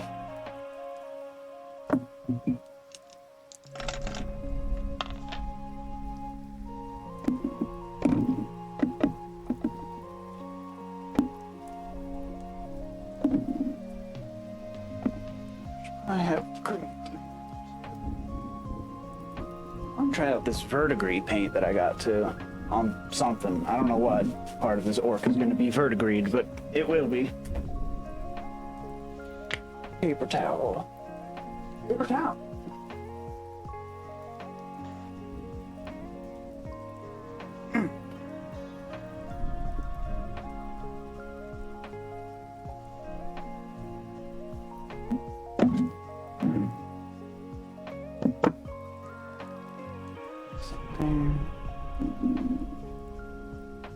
Alright.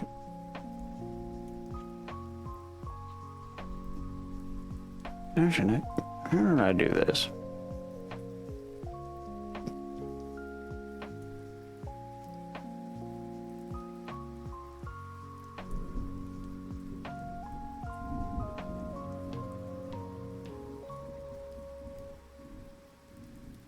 Yeah, what the hell? We'll turn it this way. We'll turn it back this way so you can see. There's Vessel. There he is. He's looking at you. So I don't want you guys to be... We're gonna just go ahead and snooze that one. You've all been very patiently watching me just kind of meander about and trying to get shit ready. And I appreciate that. That's what I appreciate about you.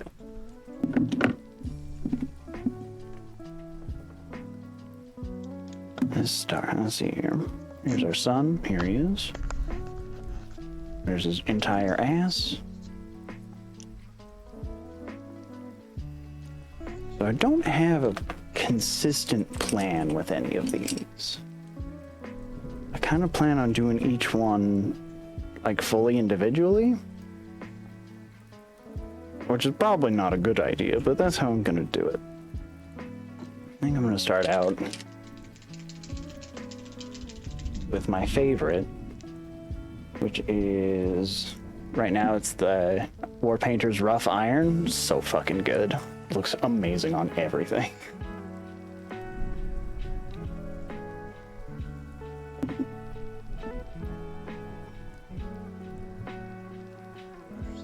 Important. Not as important as I would lead myself to believe that it is.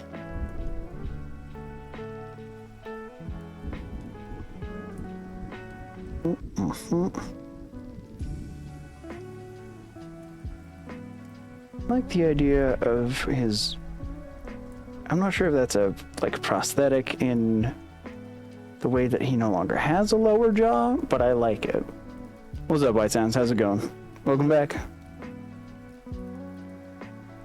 We're painting orcs in here. What are you up to? You on, insect? Not you, White Sounds.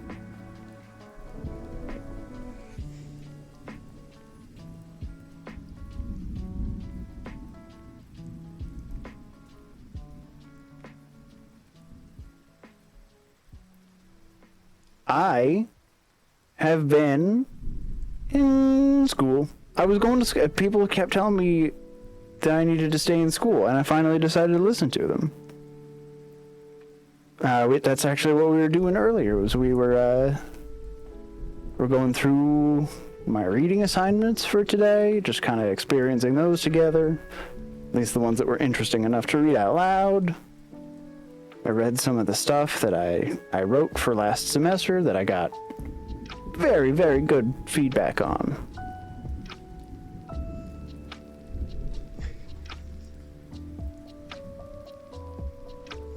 Bed's empty. Nah, I think I'm gonna stay right here in this chair with my son. Here he is. There he is. Damn, that rough iron does not look quite as good in this lighting. I need some top down.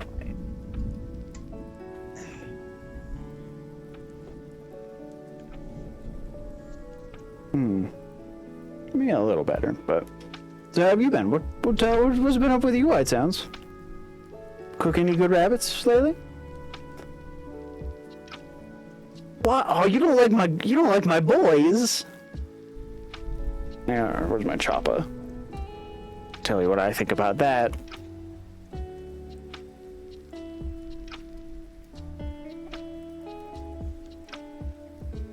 There he is.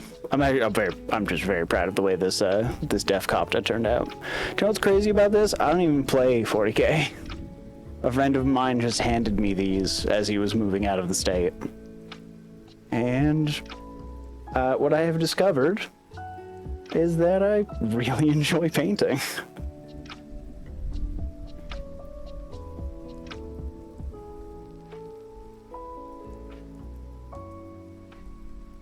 I mean, I have some, like, tabletop RPG stuff I could do right now.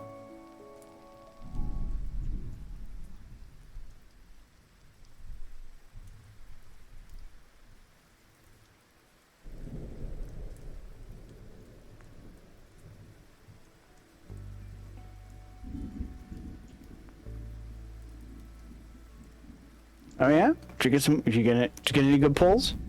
Ah, yes, the McDonald's gotcha. The gotcha that we get from McDonald's. A whole ass Rayquaza, holy fuck! Thanks, McDonald's.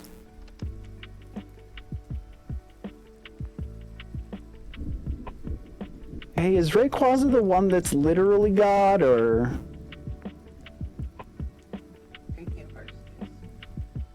You know what? Yep, Miyu was right. I'm thinking of Arceus.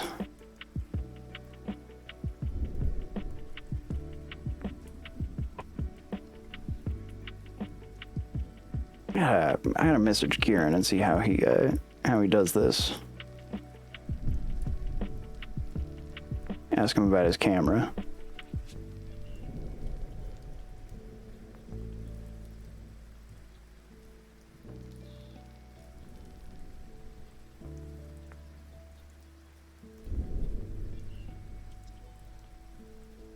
Classic Jigglypuff. Damn me, should we break out that box of ours that we have?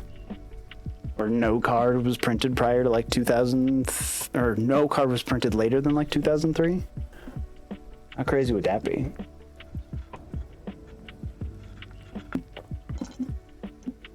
It's not a full set, but it's pretty. It's a lot of old Pokemon cards, and they're all in pretty fucking good condition too. It's interesting being who I am when I am, because I was kind of fully disconnected from Pokemon when it was new, like back in, what would that have been, like 99? 96, 97?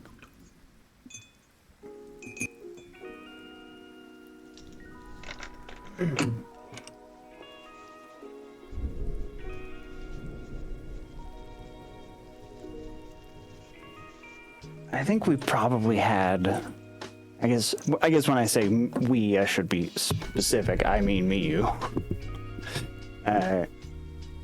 probably had that many. But you know how things go when you're babies. Other babies hold you at gunpoint and steal your Pokemon cards.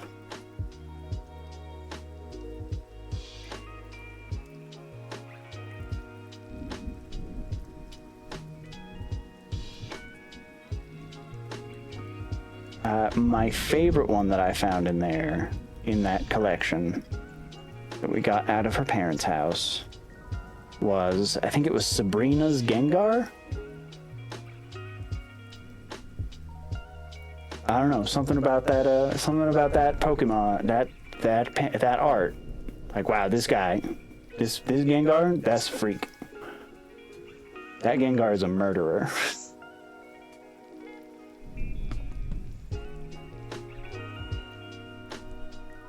Nice. Yeah, I should ask my mother what was going on there, because I have notions of what I thought was going on at the time. I was quite young. But I'd be curious about what she thinks now, like what she would say about her refusal to engage with Pokemon cards back then. Like, they aggressively, in my memory, refused to buy me Pokemon cards.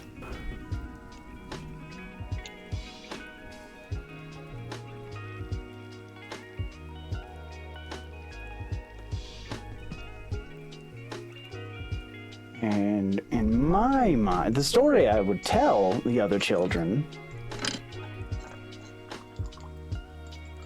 back in those days was that my parents didn't like Japanimation. That is what I said. Those are the words that came out of my mouth. What I was saying was that my parents were racist. I don't know if that's true.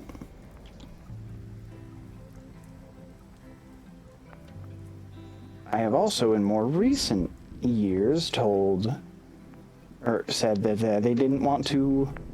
they couldn't buy those things for me because Dad kept spending all of the money on, what was it that he was on? One of the major hard drugs. This is all funny. This is funny to me, just to be clear.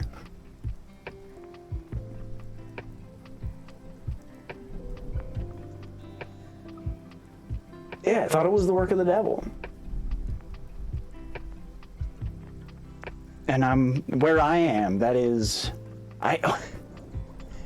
now that you mention that, I have a very vivid memory of being very young and having one of the older kids tell me that Yu-Gi-Oh! I think it was either Magic or it was Magic. It was Magic cards. That they were explicitly satanic and that they would, without question, summon a demon if you played with them. And I was 7, so I believed him.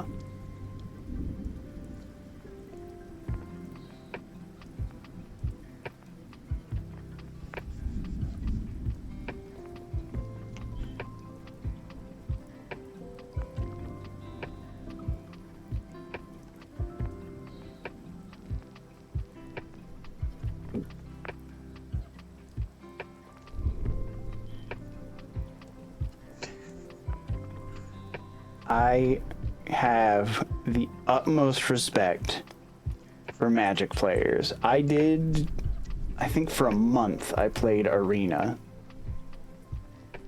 And that shit's beyond me. All right, we're about to start an ad break. We will be right back.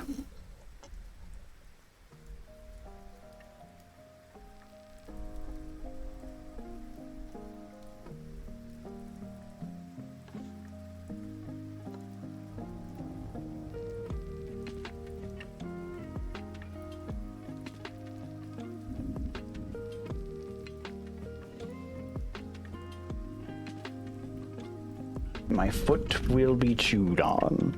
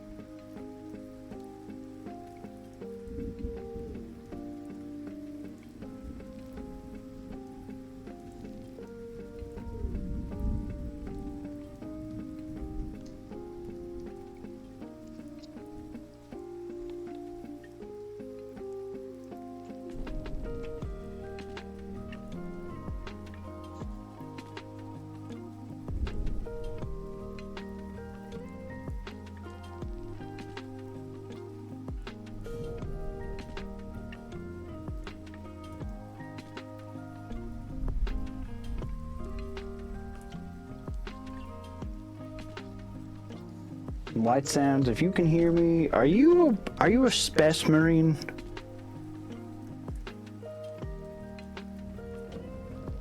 Actually, I have very little idea of where a lot of the people in my internet orbit stand as far as like 40k factions go. I know Toaster is at least like a fan of oh damn it, the Mechanicus, the Mechanicum. I'm not sure what the difference is. Them dudes over there what worship the Omnissiah.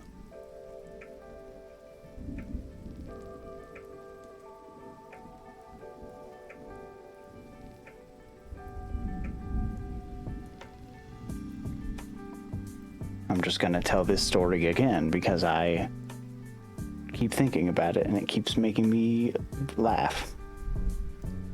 I started exploring the 40k universe in a way that apparently is not recommended. I started with the 30k books. I started at the very beginning of the Horus Heresy. So when I got to Fulgrim, Book 5, and they started talking about Istvan 5 and the Drop Site Massacre, I had no fucking idea what that meant.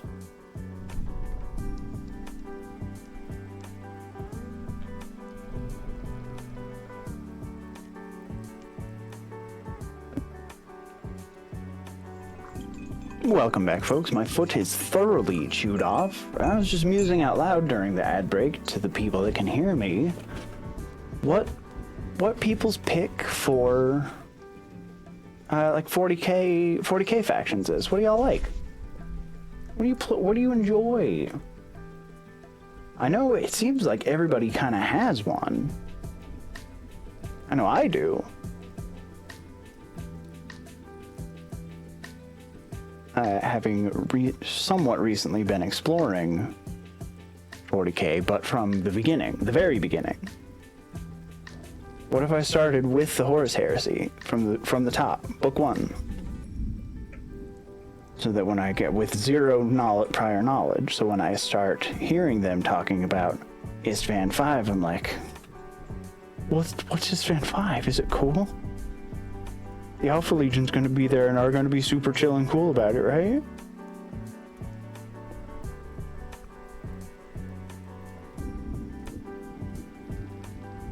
What's the Drop Site Massacre?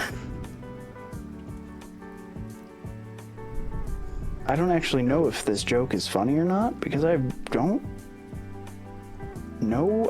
I haven't tested it out on a ton of 40k people.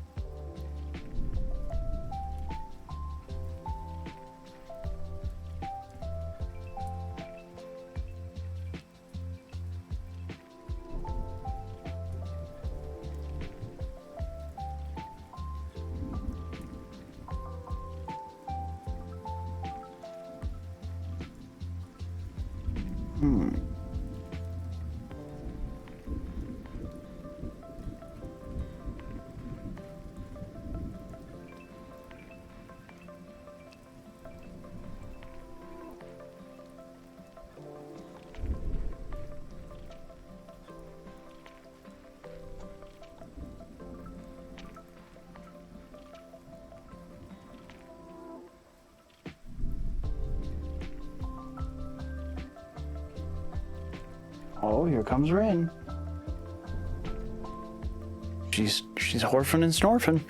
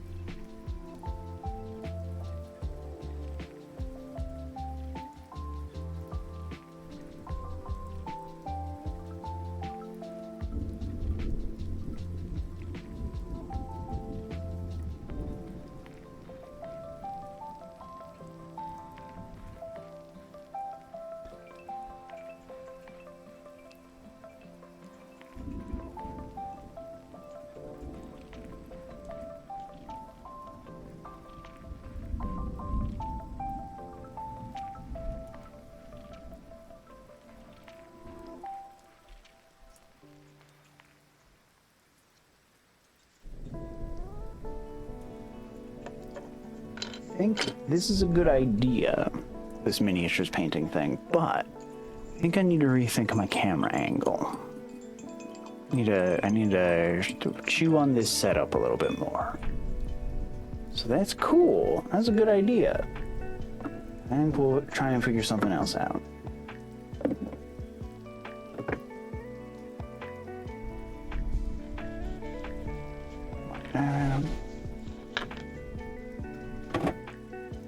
Not a lot of progress, but you know, a bit.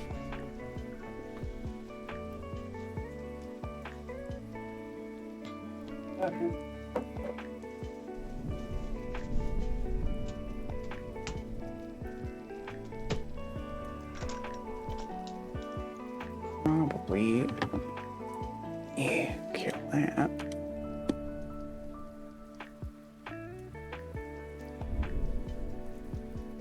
Bam.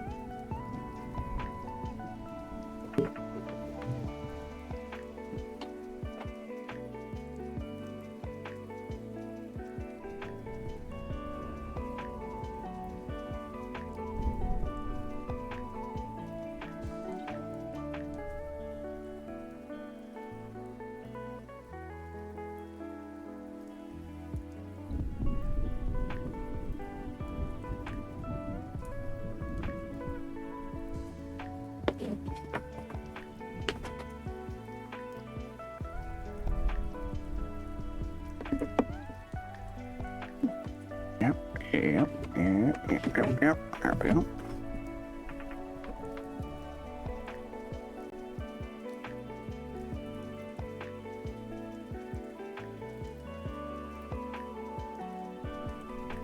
All right.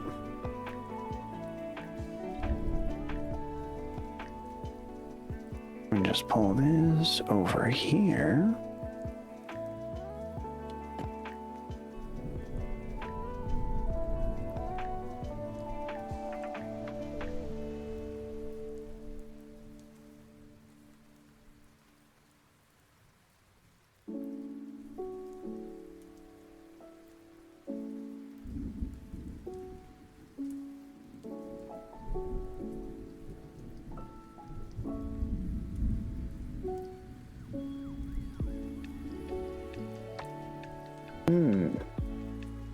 Could be good. That's something. Hopefully this doesn't tank my stream while I'm downloading something.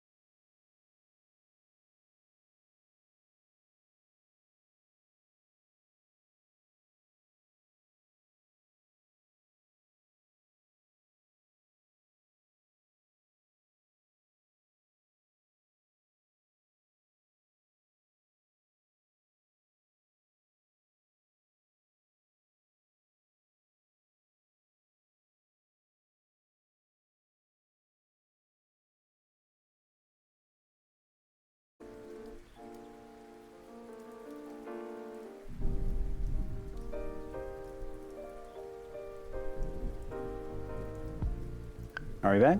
Are we back? Is this thing on? Hello?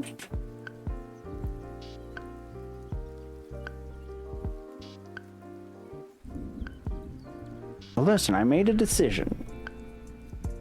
The exact thing I was worried about is what happened.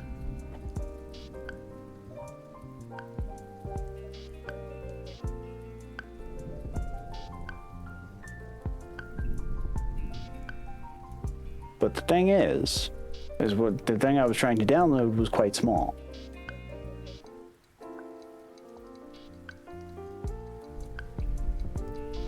Maybe we'll save that for tomorrow. So, I mean, it cost us everything, but yeah. What I will do instead is kill this, kill it with fire. Pull this up over here. How did you know? No, you can't have my longsword collection. What about my secret longswords? Do you ever think about that?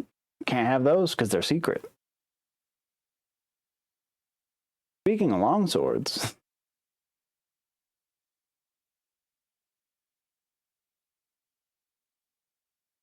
there we go. Yeah. Hey.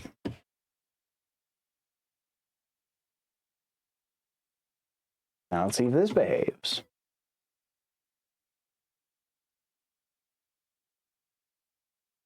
You can't get them. They're secret. Go mode.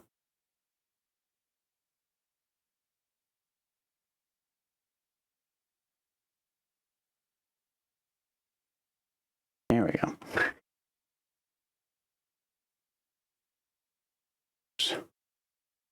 System. Sound. White sounds. In fact, output.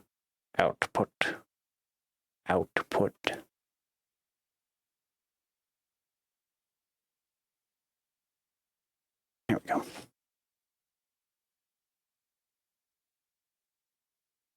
All right, but the only thing that can stop a chaos raccoon is a chaos something else. It cancels out. It annihilates and becomes order. It's reverse entropy.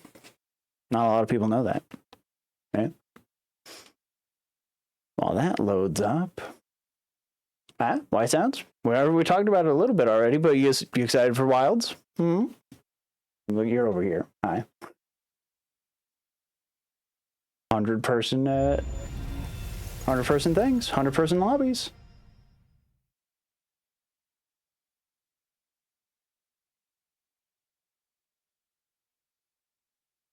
Game. Hide.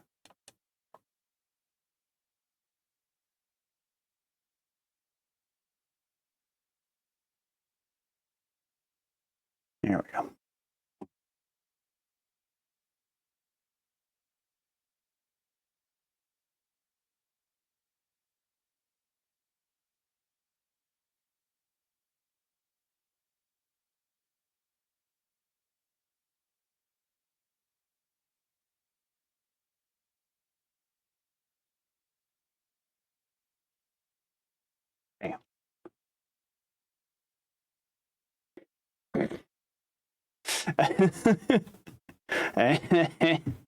It keeps happening, and it's the funniest possible thing.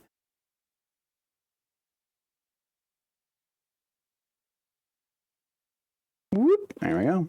Here we are. Back again. Into this hole.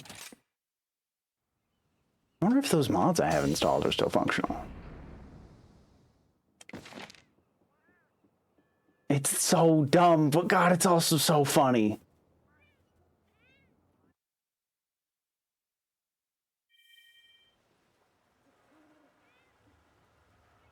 Let's see here.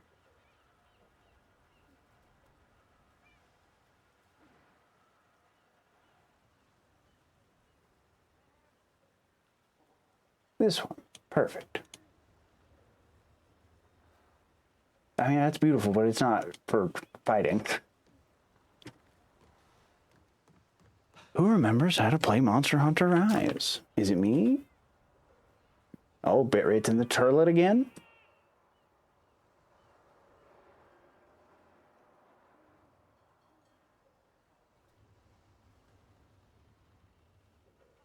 It says 10,000 kilobytes.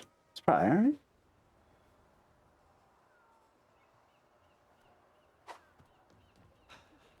You there, child. Give me something to hurt. Yeah, alright. Wait. Cancel. Yes.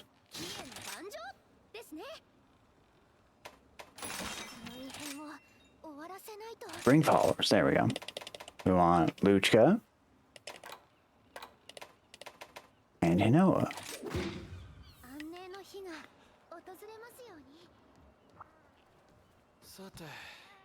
I appreciate that this is where the shuffle started us. It's pretty cool.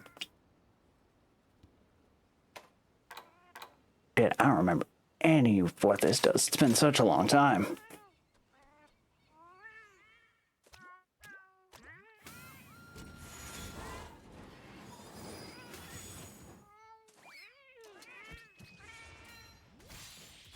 Twang.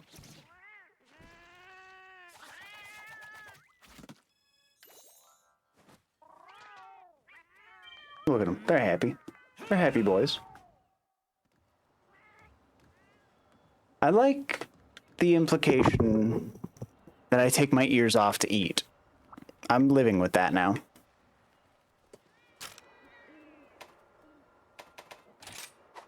I don't know what I've got equipped, but we're going anyways. I'm thinking Frostpunk tomorrow.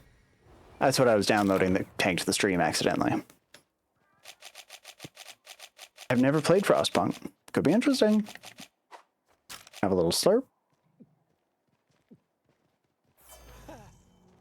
Have a little slurp. Hey, did I change the category to Rise? I think I did. Yeah, probably. Seems likely. Seems like something I would do.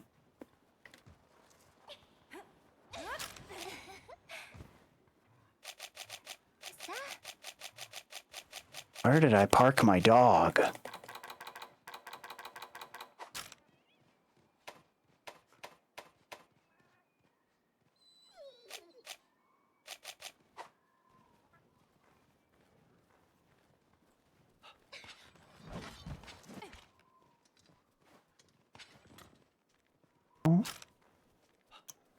Oh, that's potions.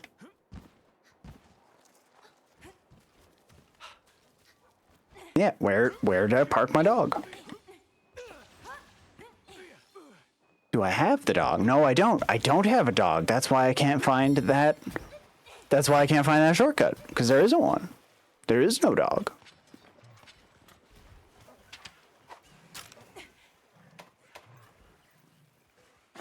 Detail map. Fast travel. Oh, it's coming back to me. Here we go.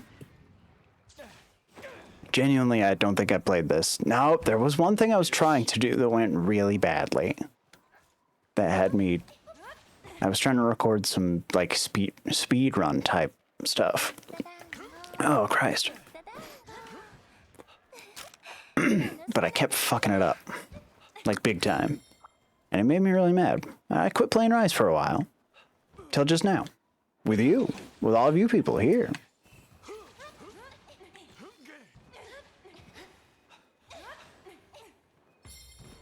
This big fool. I'm gonna get his ass. Probably. Or I'm gonna get got. That might also be possible. Where do you think you're going?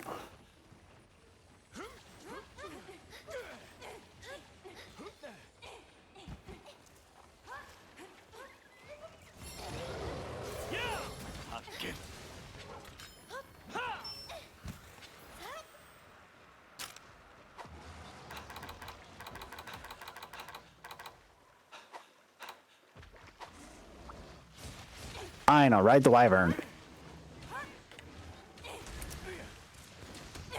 Get bonked.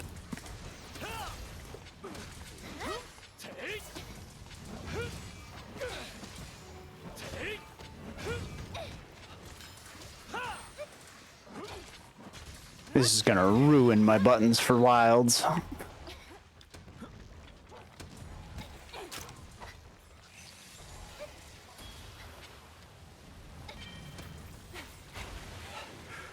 Oh, shit.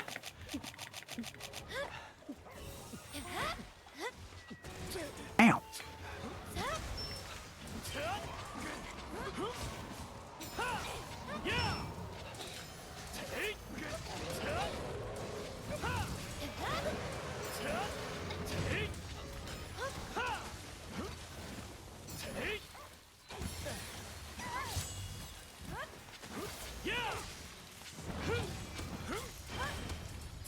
Intrepid Heart, baby.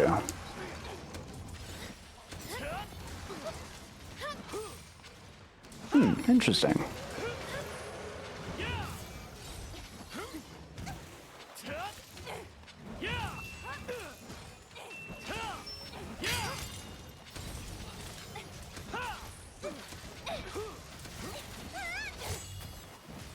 Damn, I missed.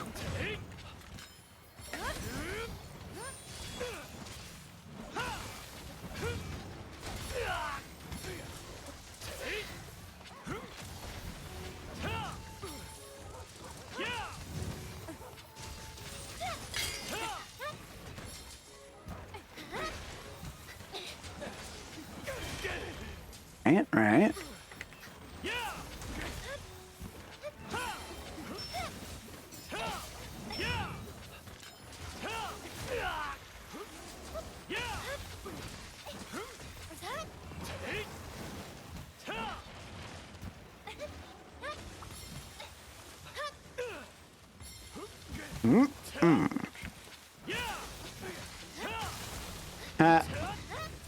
How do I change? Skill swap.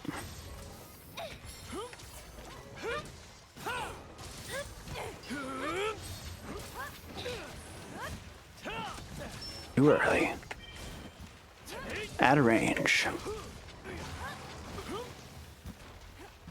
What you gonna do, Gauss?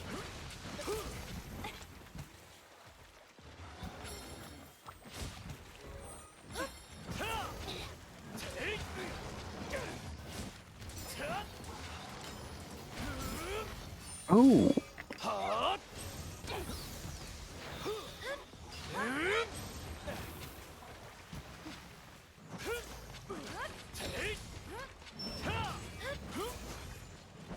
Oh, come on. Do more attacks. I've got Harvest Moon up. Yeah, just like that.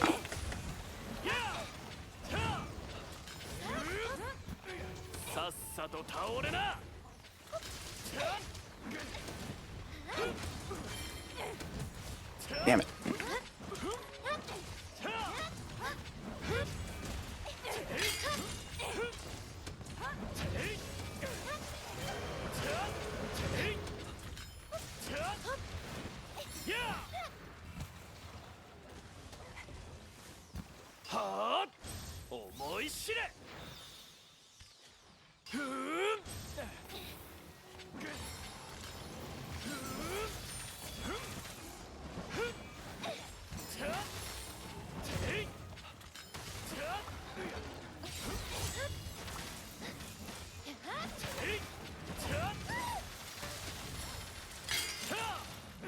Ooh.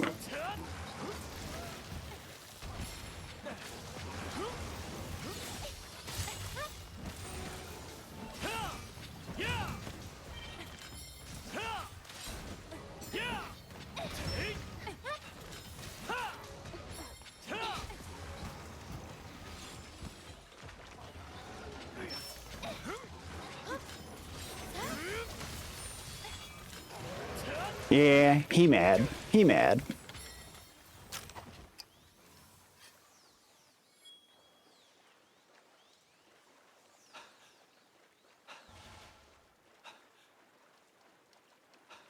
God, I'm so fucking excited for Wilds.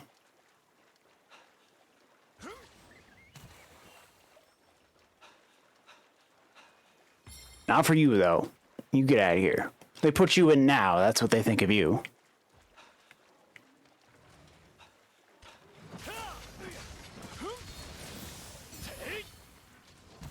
Oh.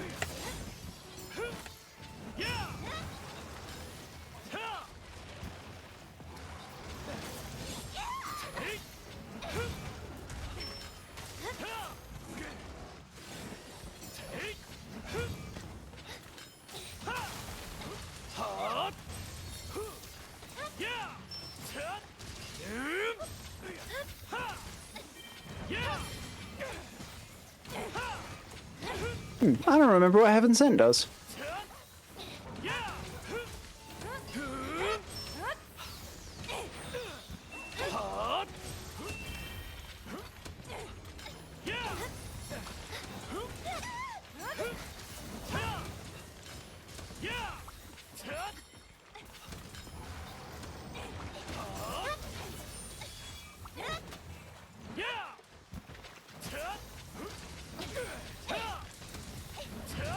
I remember being really excited about having Scent as a skill. I just don't remember what it does.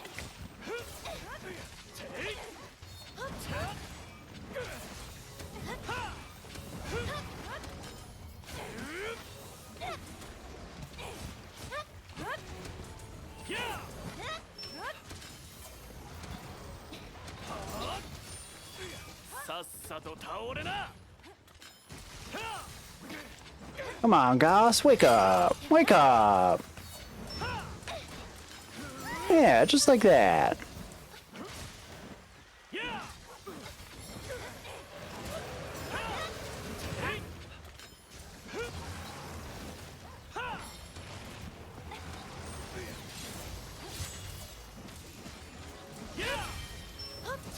Ah, Intrepid Heart fucko.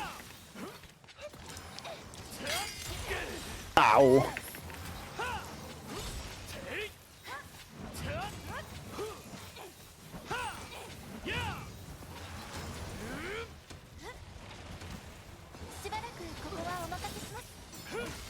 Where you going, Hinoa? Hey, I appreciate you not aiming that at me, Goss. You're a real one for that. I think that's the one attack of yours that I still can't fucking dodge.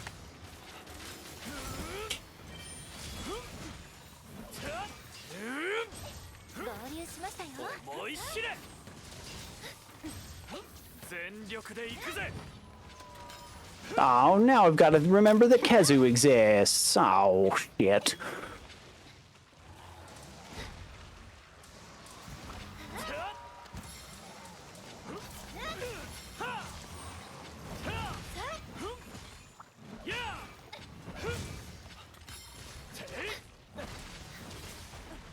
Oh, the cat.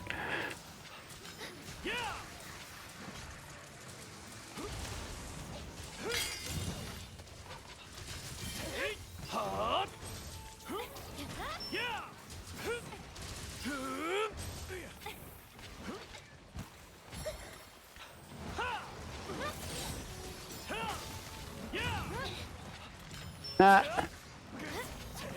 You suck, Goss.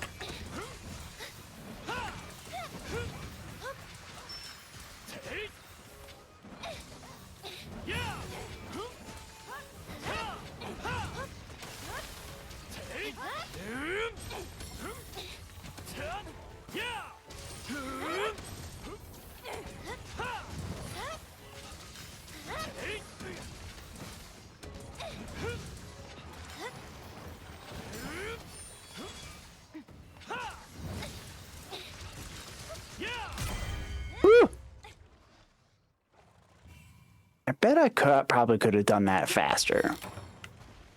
But it was fun, and that's what matters, right?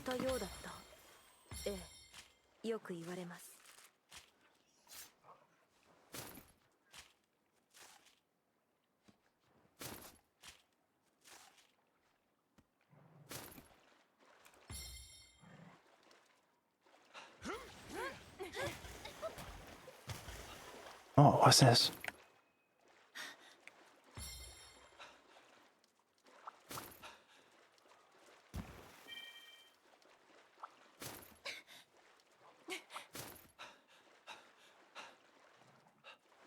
Trying to figure out what the best way to do this is.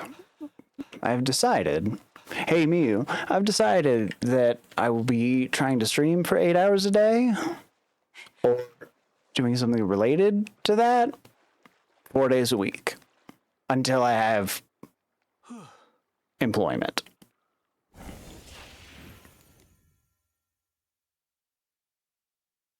I waited until after midnight to start this stream, because it doesn't have to be all at once, is what I'm thinking. I'm still hammering all of this out. You know how it goes. What does this guy have for me? God, I don't remember any of these characters' names. Bahari, that's right. Hey, thanks for the anomaly tickets. I don't remember what those are for.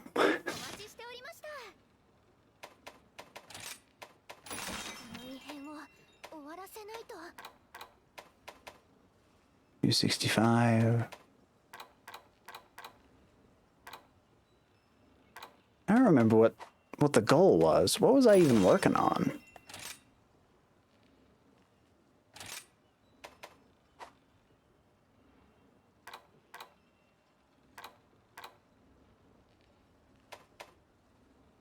This will hunt Goss again until we remember.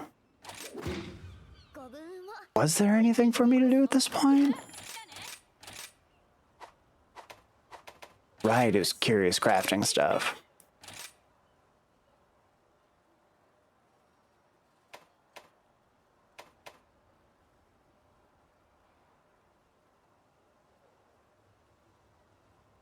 I don't remember how to get those.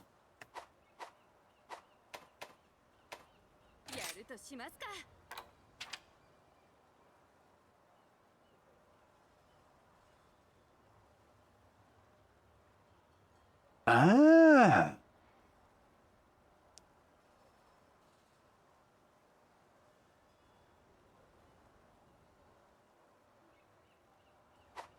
Right.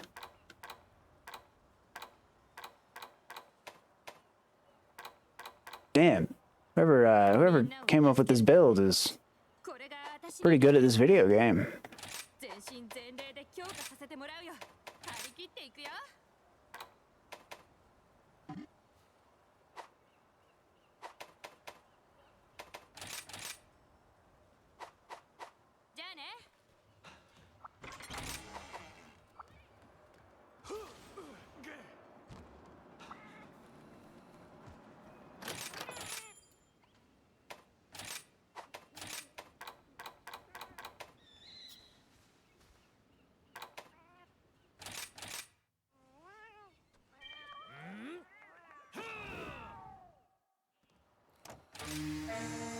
Away we go.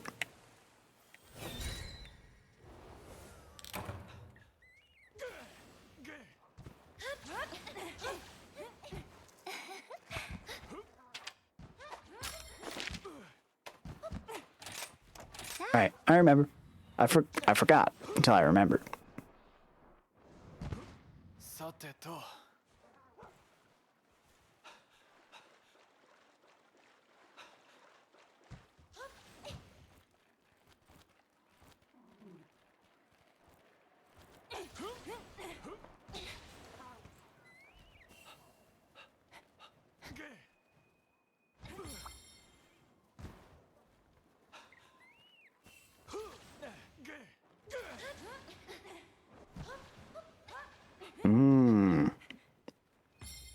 Right.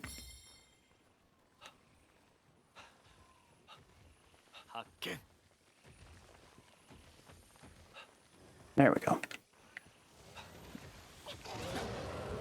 Shut up! Stop!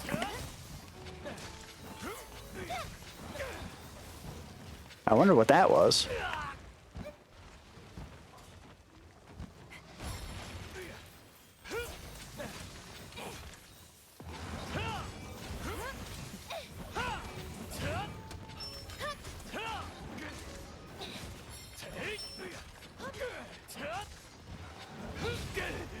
Damn it.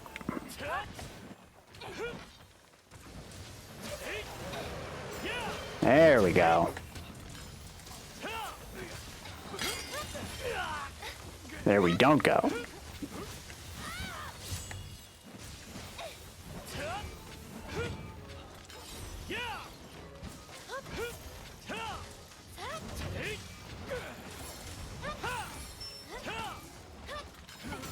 Woo! Almost had me with that one.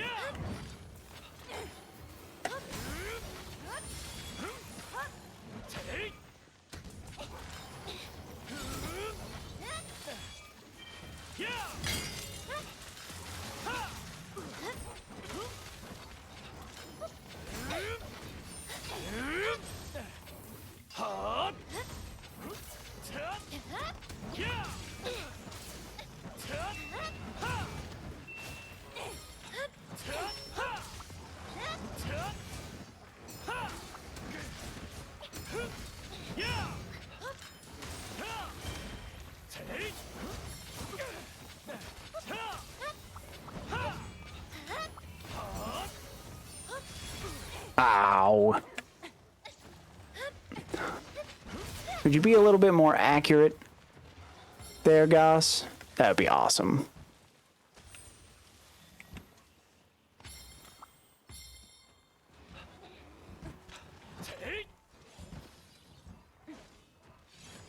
Goss.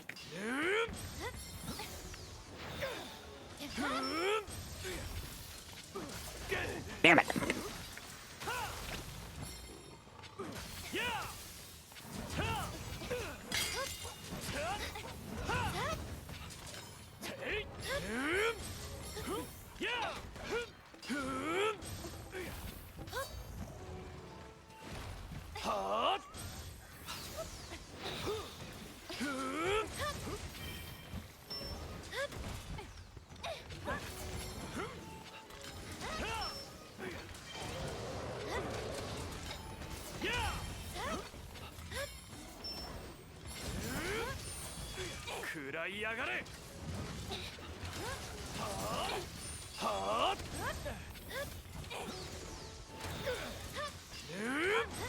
Whoop.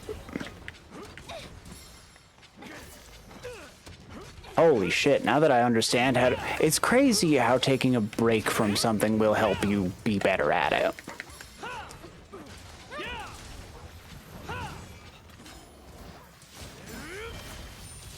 Like, I would be lying if I said I perfectly understood how to use... Like, what the utility of Heaven Sent is. Now I understand.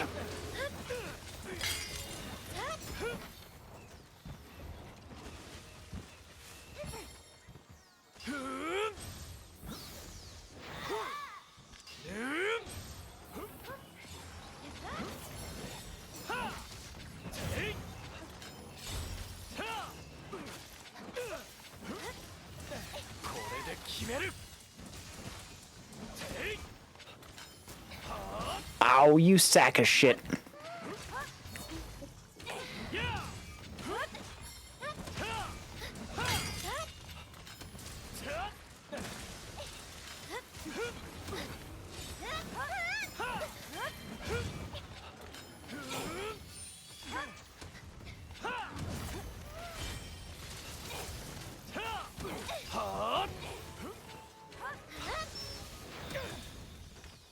That wasn't what I wanted to do, but here we are.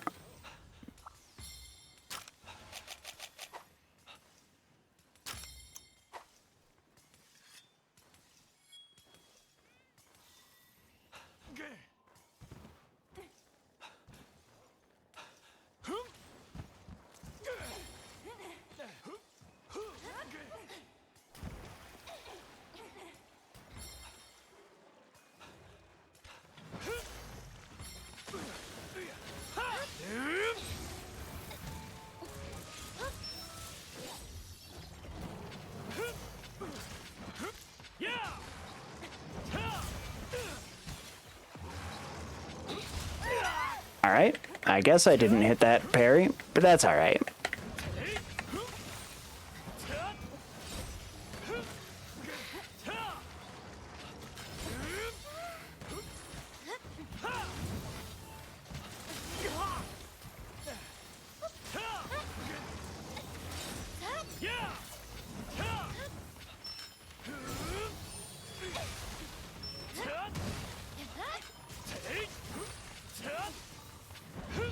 But the movement tech in Rise was just absurd.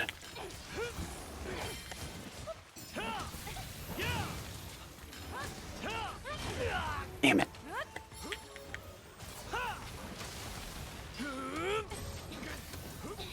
I remembered.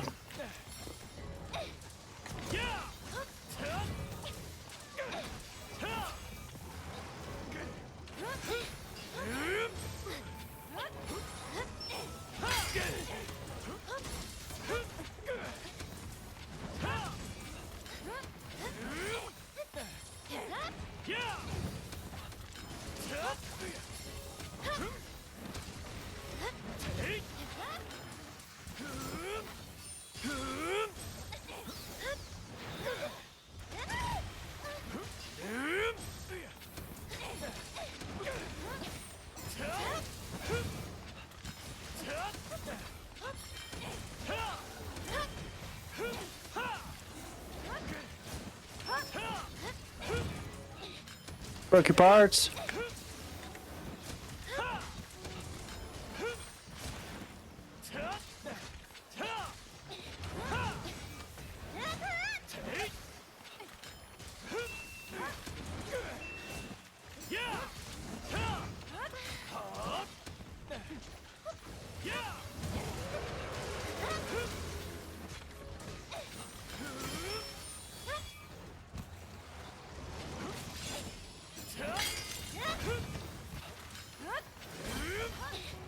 Damn it.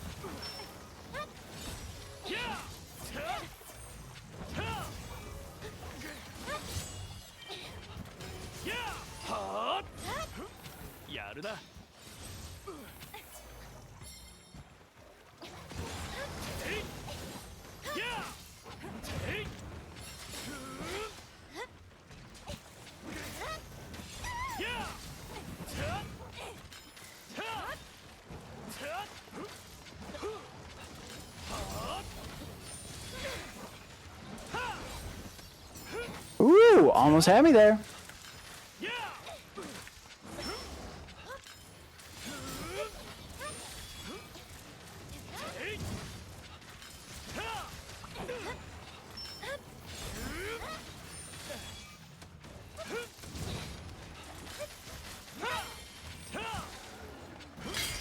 Shit.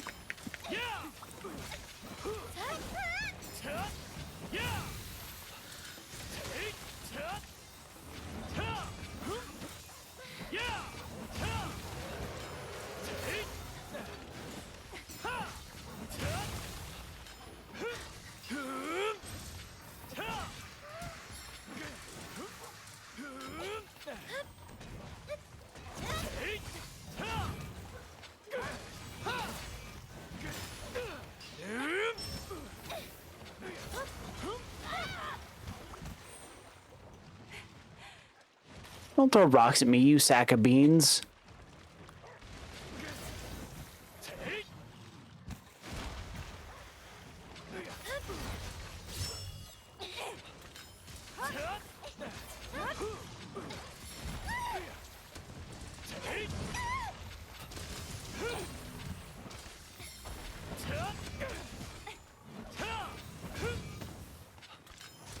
I'm not riding him. I ain't doing it.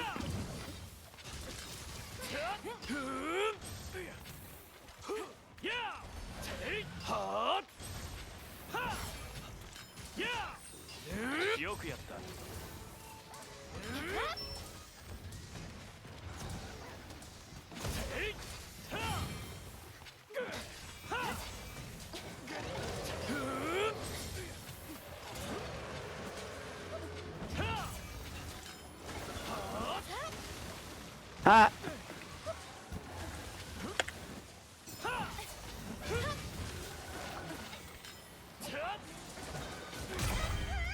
Holy shit!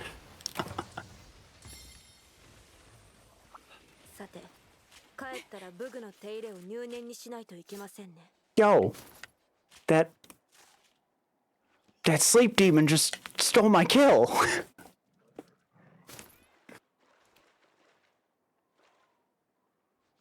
Damn, that was crazy.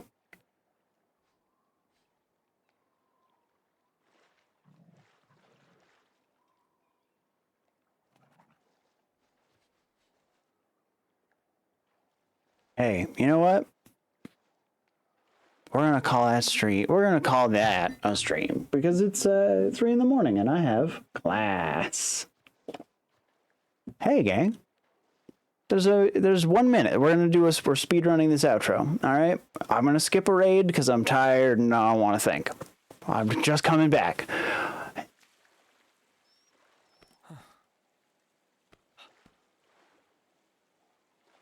thank you for coming out for any amount of time that you were able to. Take care of yourselves the way that you would take care of the person who's the most important to you in your life. Moisturize your damn skin. Blow out your damn PC. I will see you tomorrow. Until then, 37 seconds. Stream ending. Good night, everybody.